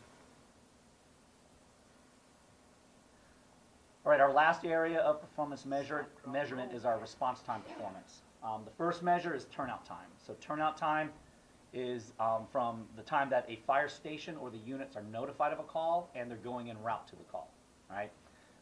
Turnout time is the only thing the fire department controls, how quickly we move towards the vehicles. Everything else is dependent on traffic, weather, okay, all of it. That's the only thing we control. And what we do is we break these measurements out into daytime and nighttime. All right. With daytime, we have a smaller time frame for them to get to the vehicles and get out the door. At nighttime, we provide a little bit longer because they are being woken up from sleep, and it takes a little bit of time to realize what's going on and moving to the trucks. So for the EMS incidents where turnout time was 90 seconds or less during the daytime, our goal was for 75% of those calls we would B, to the trucks and out the door within 90 seconds, we were at 54.9%, and an average of 89 seconds.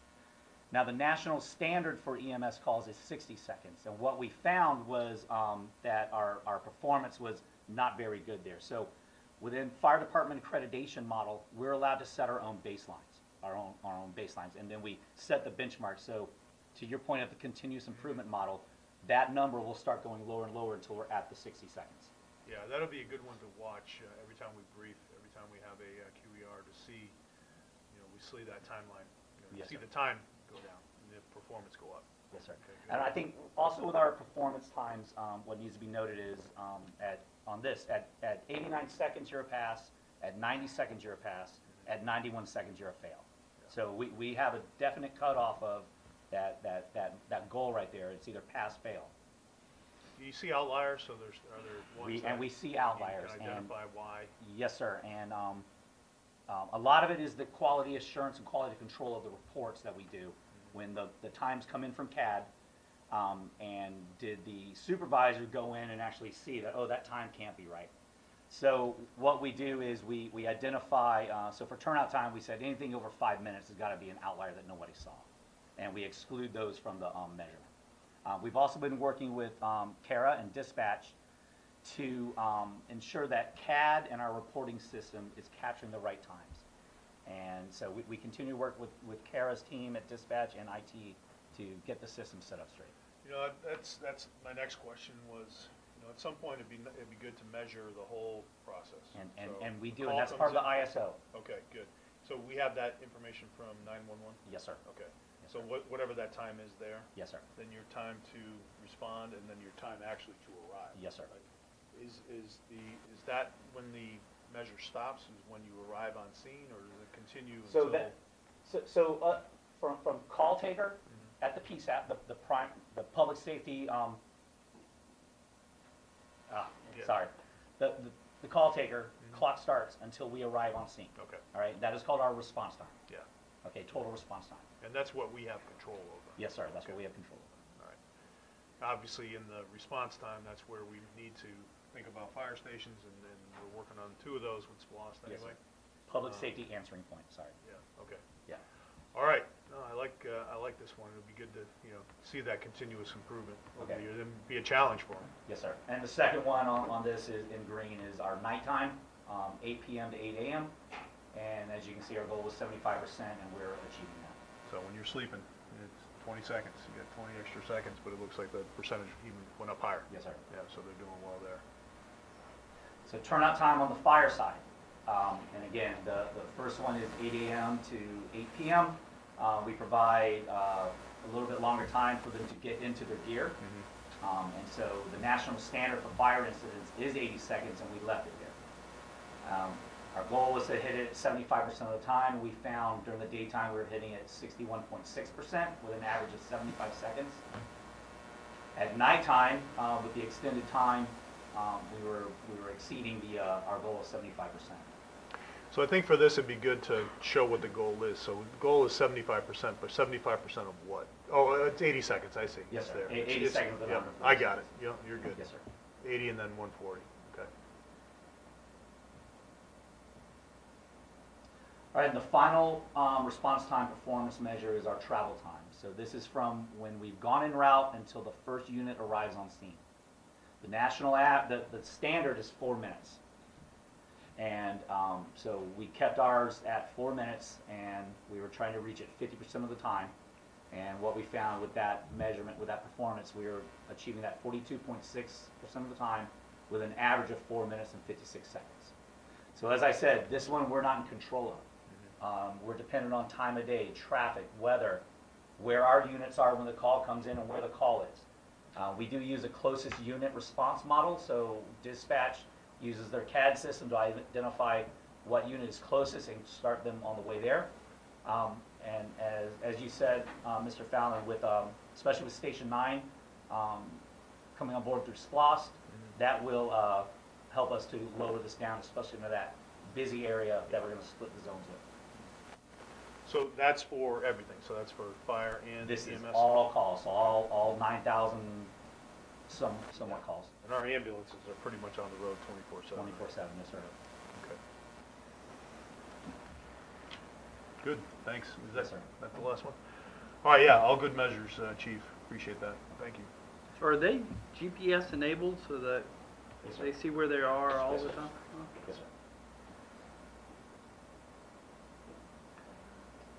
All right, Lori, what do we got? Okay, so as you can see on the intake number there, we received in 210 more dogs and cats in 2023 than previous years, or previous year. So our objective is we would like to reduce the number of intakes of stray and homeless animals by educating the public on spay and neuters, promoting microchipping to help us return more animals to their owners. That number has went up about 21 more animals than last year. So obviously the microchipping is working, but we want to get more out there so we can get more animals returned home. We're working on enforcing ordinances and taking a proactive approach so that we ain't picking up as many animals. Hopefully people will keep their animals contained more so that we're not out there picking them up and getting calls about them. Adoptions and rescues, we have seen a lot more of those. We've been working with different rescues and trying to get a better relationship going with the rescues, and that seems to be working. We want to continue that path to try to get more animals out of there. We've done a lot more mobile adoptions this year, and I contribute the adoption numbers going up to that, doing different events. We've been out at Mary Ross Waterfront Park, First Friday. We go to PetSmart just about every weekend, Tractor Supply, different places, and set up our mobile adoptions. The euthanasia number is a little bit higher, but you have to take into account we did take in 210 more animals. That number also includes animals that we pick up that's been hit by cars, are medically necessary, and we do have a 93.3% save rate. Our complaint number has went down a little, which I believe may be from the proactive approach, from us riding more neighborhoods, and when we see offenses, making contact with owners about them containing their animals, or if something is not being done that needs to be done. Our citation number, our system is not printing that report appropriately, so they got an estimated number, but I believe our number's a lot higher than that. We have been writing a lot more citations than they have in the past. As soon as I get an updated number on that, I'll get you, but they said yesterday they don't know when they'll get it fixed. So yeah, that's, for this year, we are starting to track how many spays and neuters are getting done at our facility versus outside the facility versus the animals that are coming in that's already spayed and neutered. That has not been being tracked in the past. I feel like if we can start tracking, okay, we're doing 10 spays and neuters right now. Well, if we start taking in a lot more animals, maybe we need to start reaching out to outside vets and try to get more spays and neuters done so we're not falling behind. Because that has been a problem with us falling behind and having to work, our vets having to work a lot harder trying to get more done to try to keep up with the amount of animals that are coming into the facility. And we also want to start tracking the volunteer and foster program more. We know we get more volunteers during the summertime, less in the wintertime, things like that, but track why, weather conditions, things like that, why we might be getting less at times than we are at other times. And if it's something other than the weather conditions, we can then fix that. So that's our goal. All right, I think, so what you have is some great numbers when it comes to workload and all the things that you're doing. I think there is a lot within animal services that are great news stories. The amount of work that's being done, the things that are being done by you and your staff are certainly night and day difference over what it used to be. Apparently, this is before I got here, so I've seen nothing but you and doing the good work since I came on board. But you were doing that long before, you started to, before I was here. There's a lot of data out there that you can probably start to figure out what measurements we really need to have maybe a couple of suggestions. As we talked about, one was, you know, what's your business? So what do you do? What's your main thing? And maybe it's the save rate. Maybe it's that 93.7 save rate. As you know, is that your ultimate goal? So what's your mission? So maybe a goal that kind of describes your mission, and we could work on this for the next time. Next one is really a good news story. So something that you're doing well that you want the public to be aware of, and maybe that's the save rate, because that is a 93.7. And you talked about the numbers, so you have numbers there. So sometimes it might be better to show the percentage, and so the numbers, you know, don't necessarily tell the story. Percentage might tell the story. And then for the third goal, an area, at least one, if not more, but a challenge or a risk area where, you know, where do we really need to look at, and how we can help you, the commissioners, myself, anybody, can help you do better, and where can we be. And I do know that we do get questions from the city on what's being done in the city versus the county, so maybe a measurement there as to what we're doing work-wise I do within the have city. those numbers with me. Sure. You want to mention them? Sure. So for 2023, we took in 1,269 animals from the county and 421 from the city. 9 are showing as others. That may be animals that were adopted from us previously and say they ended up in Savannah. Well, we go get them. It's part of our contract that we'll take back those animals that was adopted from us.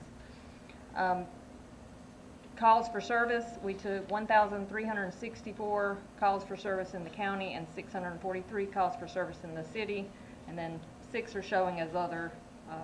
Again, that could have been somebody calling in out of the county to report something in the county, but it shows up in the system as not being in the county or city.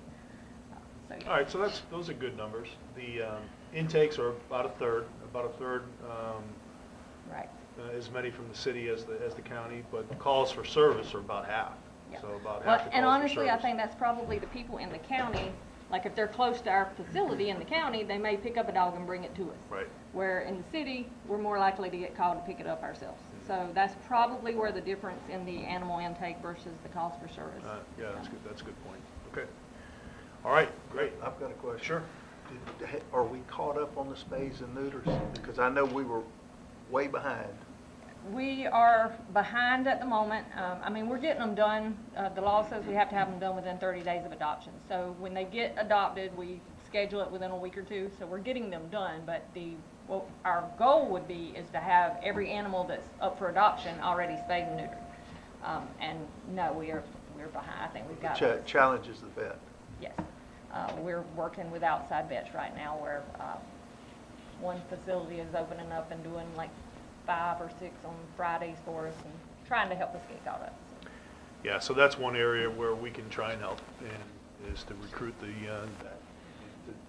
think about different ways of doing things, like we talked about the other day. So do we do 2 part-timers versus a full-time? Do we do alternative work schedules so they're able to do other things? Do we look at college students? Do we look at recent college grads? Do we look at potentially some of the college loans or certifications, those types of things that we can help, just to be, because it is not just a problem here. What we did reach out to the other counties within the state, and I asked that question about any counties that had full-time vets, if they were struggling trying to fill those positions, and many were. And so it's kind of like some of our other positions that we're seeing. It's just a difficult one to fill, so we just have to be creative, and just let us know how we can help through HR or through procurement or whatever we need to do to because we do want to keep, we want to keep you resourced so that you're able to continue being successful out there at Animal Services. Yes, sir.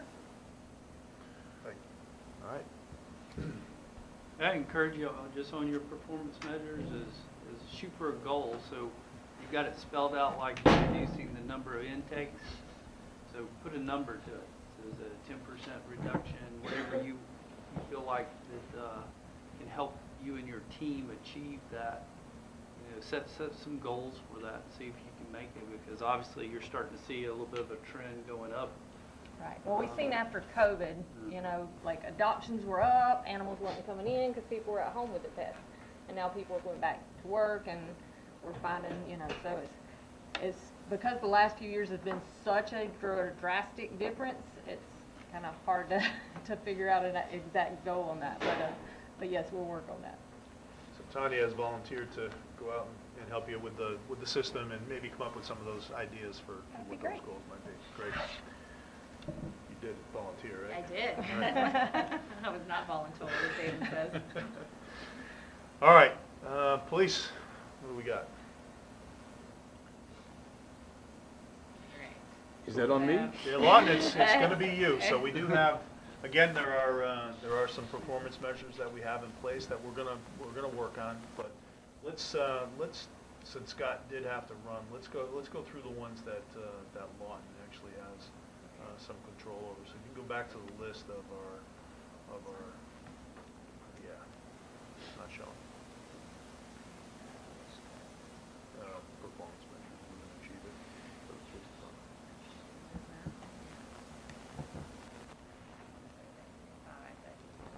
So, all right, what's the first one? First one is quarterly community stakeholder meeting.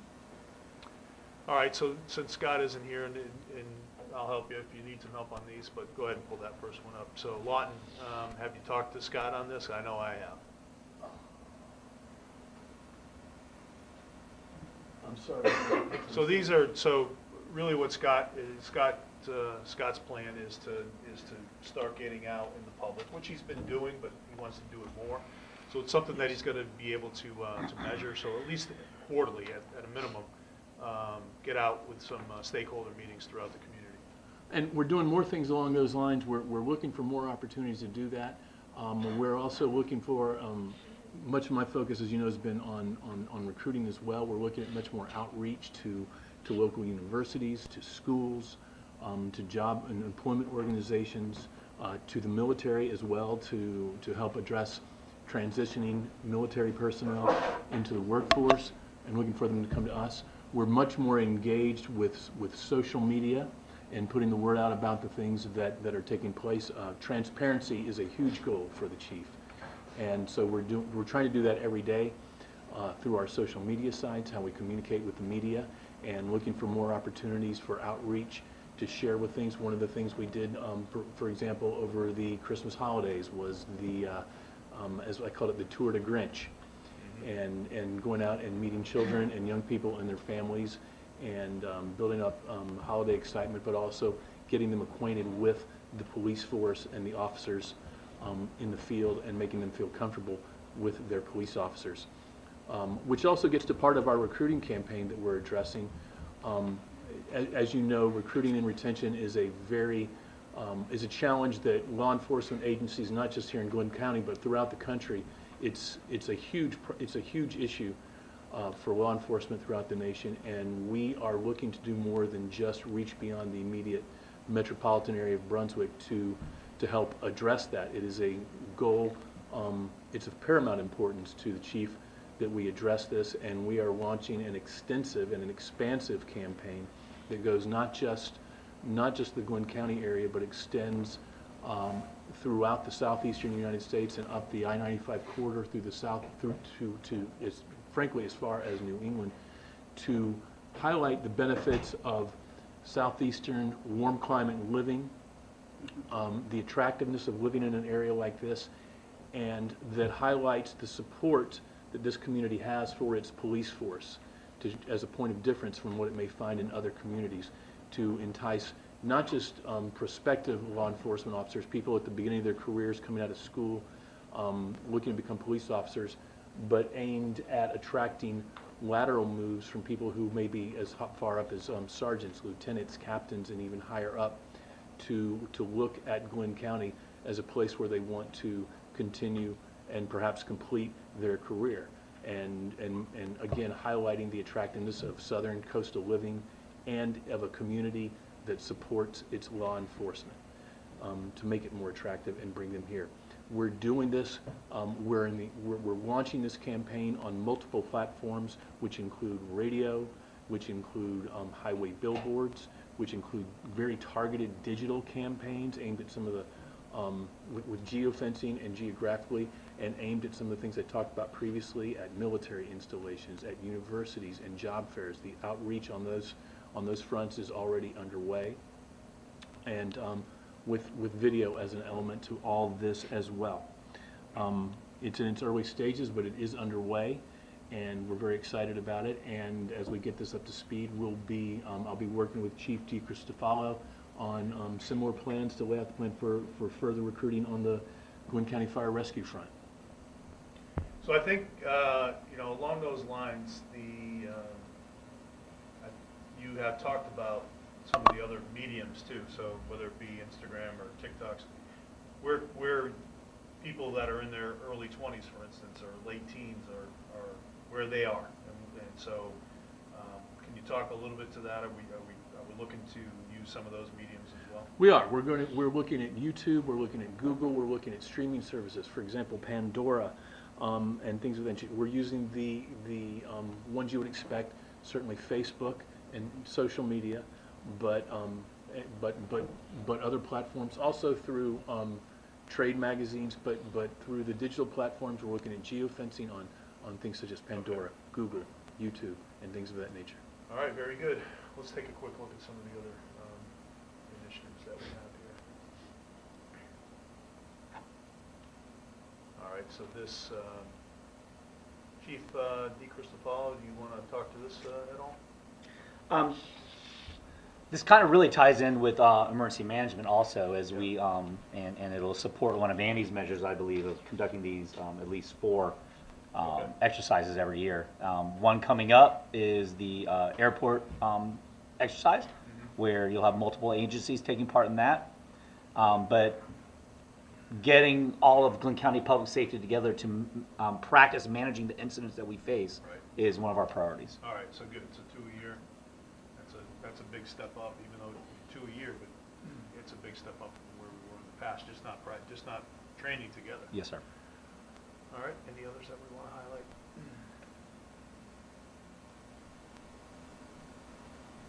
Yeah, this is a big one. We'll have Chief Ebner talk through this the next time that he briefs. But I know he touched on this the other day at the retreat as well. So just technology again, a lot like what Tamara had mentioned in her earlier briefings with the departments. Same thing here, just to increase transparency and accountability within the police department. So looking forward to that.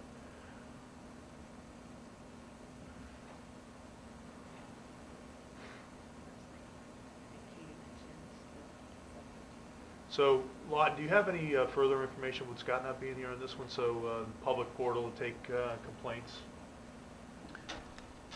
I don't have much more detail to add to that. We are working on doing more with the police section of the county website to make it more accessible, make it more friendly, to increase, to make it easier for applicants and recruits to want to come here, and with also a putting a priority on the transparency and making it easier for people to request and access information that they may be interested in.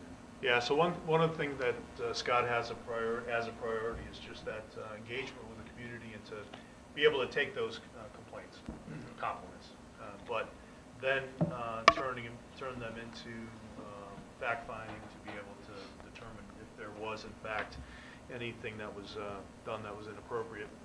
So I think this software will help with that. I know that he's also looking at a internal affairs software that's going to help with some of those investigations as well.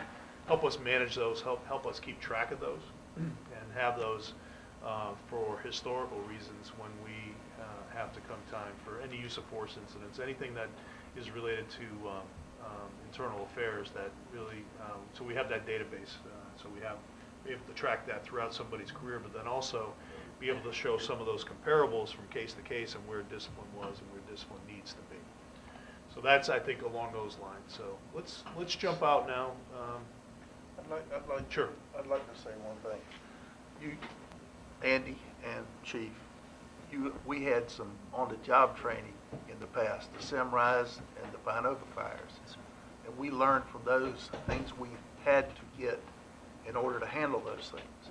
So I understand your training, a couple of times a year, but we excelled in those, even though we didn't have the proper things to take care of it. Yes, sir. And I thank y'all. Yes, sir. I'll echo that and also add the Brunswick High School active shooter hoax. But Glynn County PD and their tactical team, along with the school police and the sheriff's office, Brunswick, and even the college, all responded. And the response, if you remember, that wasn't long after Uvalde. And you saw a totally different response here from our folks. And they didn't know it when they were going through that building that it was a false alarm. They went at it because it was a call, and they didn't, and they went through that school with the intent of it being a real live situation, and they performed very well, in my opinion. And I think that was universally thought of through the other people that were on scene. So, good example, Commissioner. Yeah, we've had some real life training opportunities. Yep. Okay, so we're going to go through the goal and then initiatives here again without Scott being here. What I'd like to do is have any of you kind of talk through any of the ones that you have. But for me, I'm just going to take a look at each one of these. So that is that's the first objective. So we go to the first initiative there.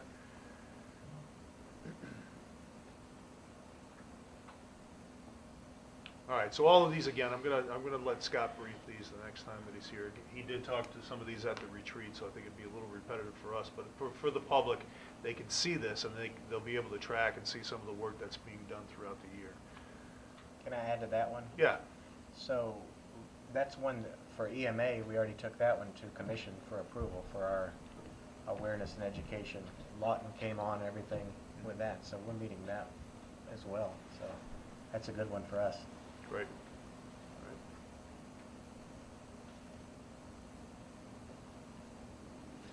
So some volunteer programs. I know we've talked about this, and we can do. There's a lot more we can do. Certainly, there's a bunch of volunteers, mostly within EMA. But how about on your sides and your departments? Yes, we've talked about basically making the volunteer programs better. We've had one for years, but we've got a new volunteer group, so we just want to improve things for our volunteers. And at Fire Rescue, we have the Explorer program, which is for age 14 to 20 years old. They get to come in and learn about the fire service and spend time at the fire departments. And then we do have the ability to use them in certain situations to assist with events.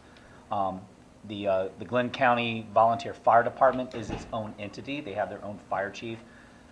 Volunteerism in the fire service has dropped off nationally over the years. They have a very small number of active participants, and they do respond to certain call types, but they do a weekly training at one of our stations where they get together whoever's available. But we're looking to improve that, and I think with Andy's CERT program, that ties into all aspects of public safety. And I spoke to the chief about, we talked about what the standard of a volunteer is. So we're working with HR, and then we're going to send that to legal next to ensure that all of us meet a certain standard for volunteers. So if they could be used across the board, if your guys need to be involved with CERT, that's a big thing across the board. If Laura needs people, she could always call on CERT people. Chief, you mentioned the Explorers program. Big fan of that. I know Scott is looking to do something similar on the police side. Yes, sir. And I know that the difference between fire and police here locally is 18 to 21. So fire has the ability to recruit in the high schools. Scott and I have talked about this a couple of times, maybe thinking about a cadet program that actually bridges that gap, so when we can start to recruit some of our local kids in high school, put them in some kind of cadet program where they actually bridges them up to 21, so when they're eligible to be hired, and maybe use them to be an investigative analyst, to help with whatever it might be, complaints or however it might be. And I think that the commissioner also mentioned one of the things that Scott wants to do, and I think it is an initiative up there, is a Citizens Academy. And so I know he's working on trying to put together a Citizens Academy, and then look and see what the Brunswick PD does, what the sheriff's office does to try and be more of a unified approach to some of that community engagement that we have across the board. I think will be helpful for all of us. At least 7 of our current employees came to us through the Explorer program. Yeah, that's great. Yes, sir. And Mr. Fallon, I tell you that I've had some very initial, it's very preliminary, I want to emphasize that, it's very preliminary, but had some initial conversations with Job Corps along those lines to try and expand that into the police department and build a cadet program and make it a richer intern/cadet sort of program. Okay, next objective. What's the next objective? We'll skip down to that, 2.2. This is objective. All right, so this one goes back to what Lawton had talked about. I know Chief DeCristofalo, you've talked about it. Lori, we've even talked about it with you as well. So anything that either one of you want to add as far as recruiting and retention goes? We talked about the vet, but I know, Lori, you've had other vacancies as well, correct? Well, like he said, actually 2 of our current employees used to be volunteers, so so that helps a lot because they're already familiar with everything and how things are done around the facility. But no, we had a period of time there where we were short-handed and just some turnover, but we are back to fully staffed at the moment. Yeah, and on the fire rescue side, with the pay plan that the commissioners just approved, that addresses recruitment and retention, it's just a plus all the way around. So we've got that in place, and now we're focused on making Glynn County Fire Rescue, like I like to say, it's a destination employment area, and try to attract those individuals that are already certified and licensed that want to come and do the job every single day. All right, I know in my conversations with all of you and with Scott, trying to do more on the front end, so do a little bit better job than we have in the past on some of those background interviews or background investigations that we do on our folks that are applying. So we want to high professionalism. We want to see professionalism grow across the board, and we're there. We got highly professional workforce now, I think, within public safety, and we want to keep that going. And so we're not necessarily just taking any application that we get and hiring somebody. We're really going through a more robust background and interviewing process to ensure that we're bringing on the best people for these positions and people that are actually going to make that job a career, and then be somebody that's actually going to help Glynn County and be that professional that we're striving for. So I know that that's something that we're doing across the board as well. All right, next initiative. Okay, so that's for recruiting, and we've talked through that. That's the initiative. I'm sorry, the next objective that we have. We've had some things that we've already accomplished here. So you saw some of the things that have been achieved on the screen, and so mostly related to the pay plan and recruiting. Is this we have how many objectives do we have? Yes, 5. Okay.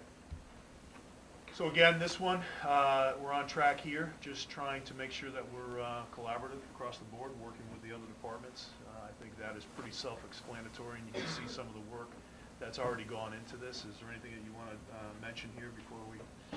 I think that's right. This objective is right up EMA's wheelhouse here with community outreach and community resiliency, and getting the outside agencies and internal stakeholders and the business community all involved with how we prepare our community to handle these emergencies that we will see.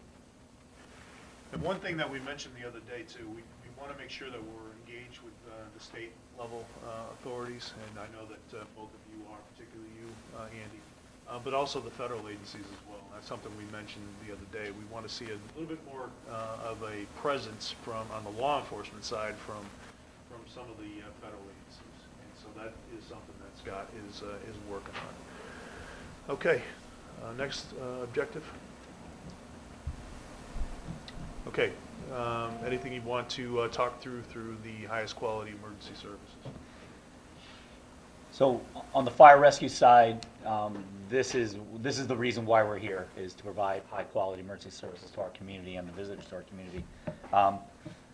We were fortunate in the current fiscal year to be approved for a training chief and a EMS training officer to ensure that our people in the field, their knowledge, skills, and abilities are being maintained and improved upon.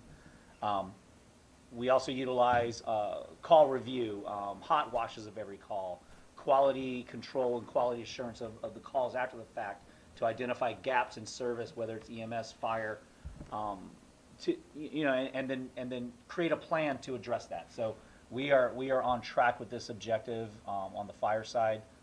to ensure that our people are out there doing the job in the best way possible. And where we're going to see this too is in the performance measures that all of you have. And there are a lot of, as we mentioned before, there's a lot of industry standards that are out there that we're going to make sure that we are at or above. Andy, anything related to this that you wanted to mention? A lot of it really does come down to, when you talk about, for instance, Chief D. Cristofalo mentioned the after actions. That's big in emergency management world. So learning from learning best practices, learning where we can improve. And I think we've done that for a couple of the storms at least that we've had. Yeah, we have the NIM standards. We're meeting the incident management team. They call it IMT. We're going to expand with the HC exercise. We're standardizing the way we evaluate things too. So the terminology that the chief just used, somebody at the police department is going to understand. And actually, our IMT is not even just our responders; it's other departments that are involved with this now. So we're on track for that for sure. All right. And the last objective, yeah, let's see.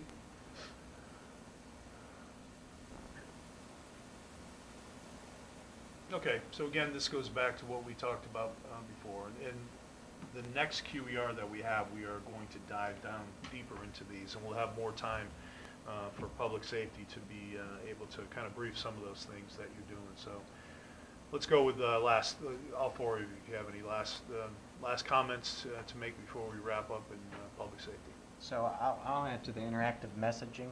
So Sure. EMA has a dashboard, and a lot of people know that. We push that hard. As far as storm damages, we keep that live now. That's something that we're, like last event, even though it was kind of a non-event, we had the dispatcher, the person from Public Works, and the GIS person to make sure the public was informed of every tree that we could possibly track that went down. So that live information, we're adding to it this hurricane season with these CERT members, live damage assessment reports from the field. That's a new thing that we're working with GIS. So even if we're overwhelmed with trees or down lines, our trained people are going to have this damage assessment course, and they'll be able to use an app on their phone to report it, so it can get even more efficient for reporting. So. Andy, can you talk a little bit about translation services, or what's available? I know we talked about Code Red and IPAWS, and even on the website, what's there. We do have a growing population of folks that English is not the primary language. So yeah, so we've had the benefit of a group called Migrant Equities reaching out to us and explaining their concerns. So looking at what they felt that they needed, we made sure that our main maps could be translated. So we have copies of that. Our IPAWS, which is the alert that everybody gets, that's whether you want it or not, it's when there's a major event that comes from FEMA, that's in any language. The Code Red, we've ensured that the messaging can be in Spanish as well. And then when it comes to activation, we actually have a translator that can join the team that we've partnered with. We actually have a few options for that. So to ensure that we have that timely information going out in all available languages. You know, of course, your websites, they automatically translate stuff, but we have someone that can actually check and make sure the translation is good. So we're going to continue to evolve that process. All right, thank you. Chief? I'll just add and kind of echo on what Andy opened with. What a great program this is with the transparency. This is truly accountability for the public to see how their public safety departments are serving their community, and I look forward to the next time that we meet to show you how well, fire rescue is. And I think Chief Ebner would say, also on the PD side, that we're looking forward to it, as all the departments are. All right, great. Lori?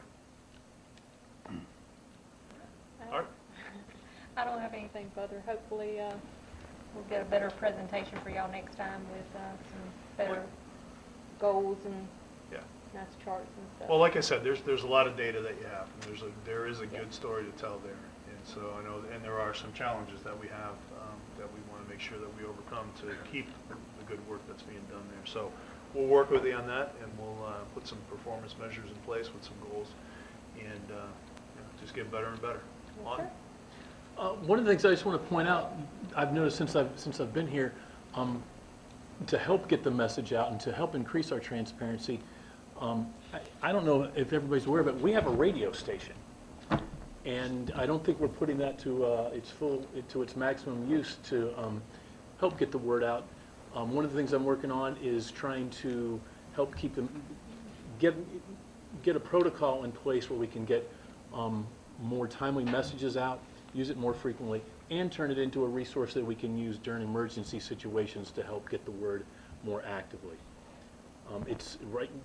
Right now it's basically a computer that sits over at the Glynn County Police Department headquarters, and I'm working through protocols to make it more active and more vital, and for us all to be able to take advantage of it and get the word out about what the county's doing. What station is it?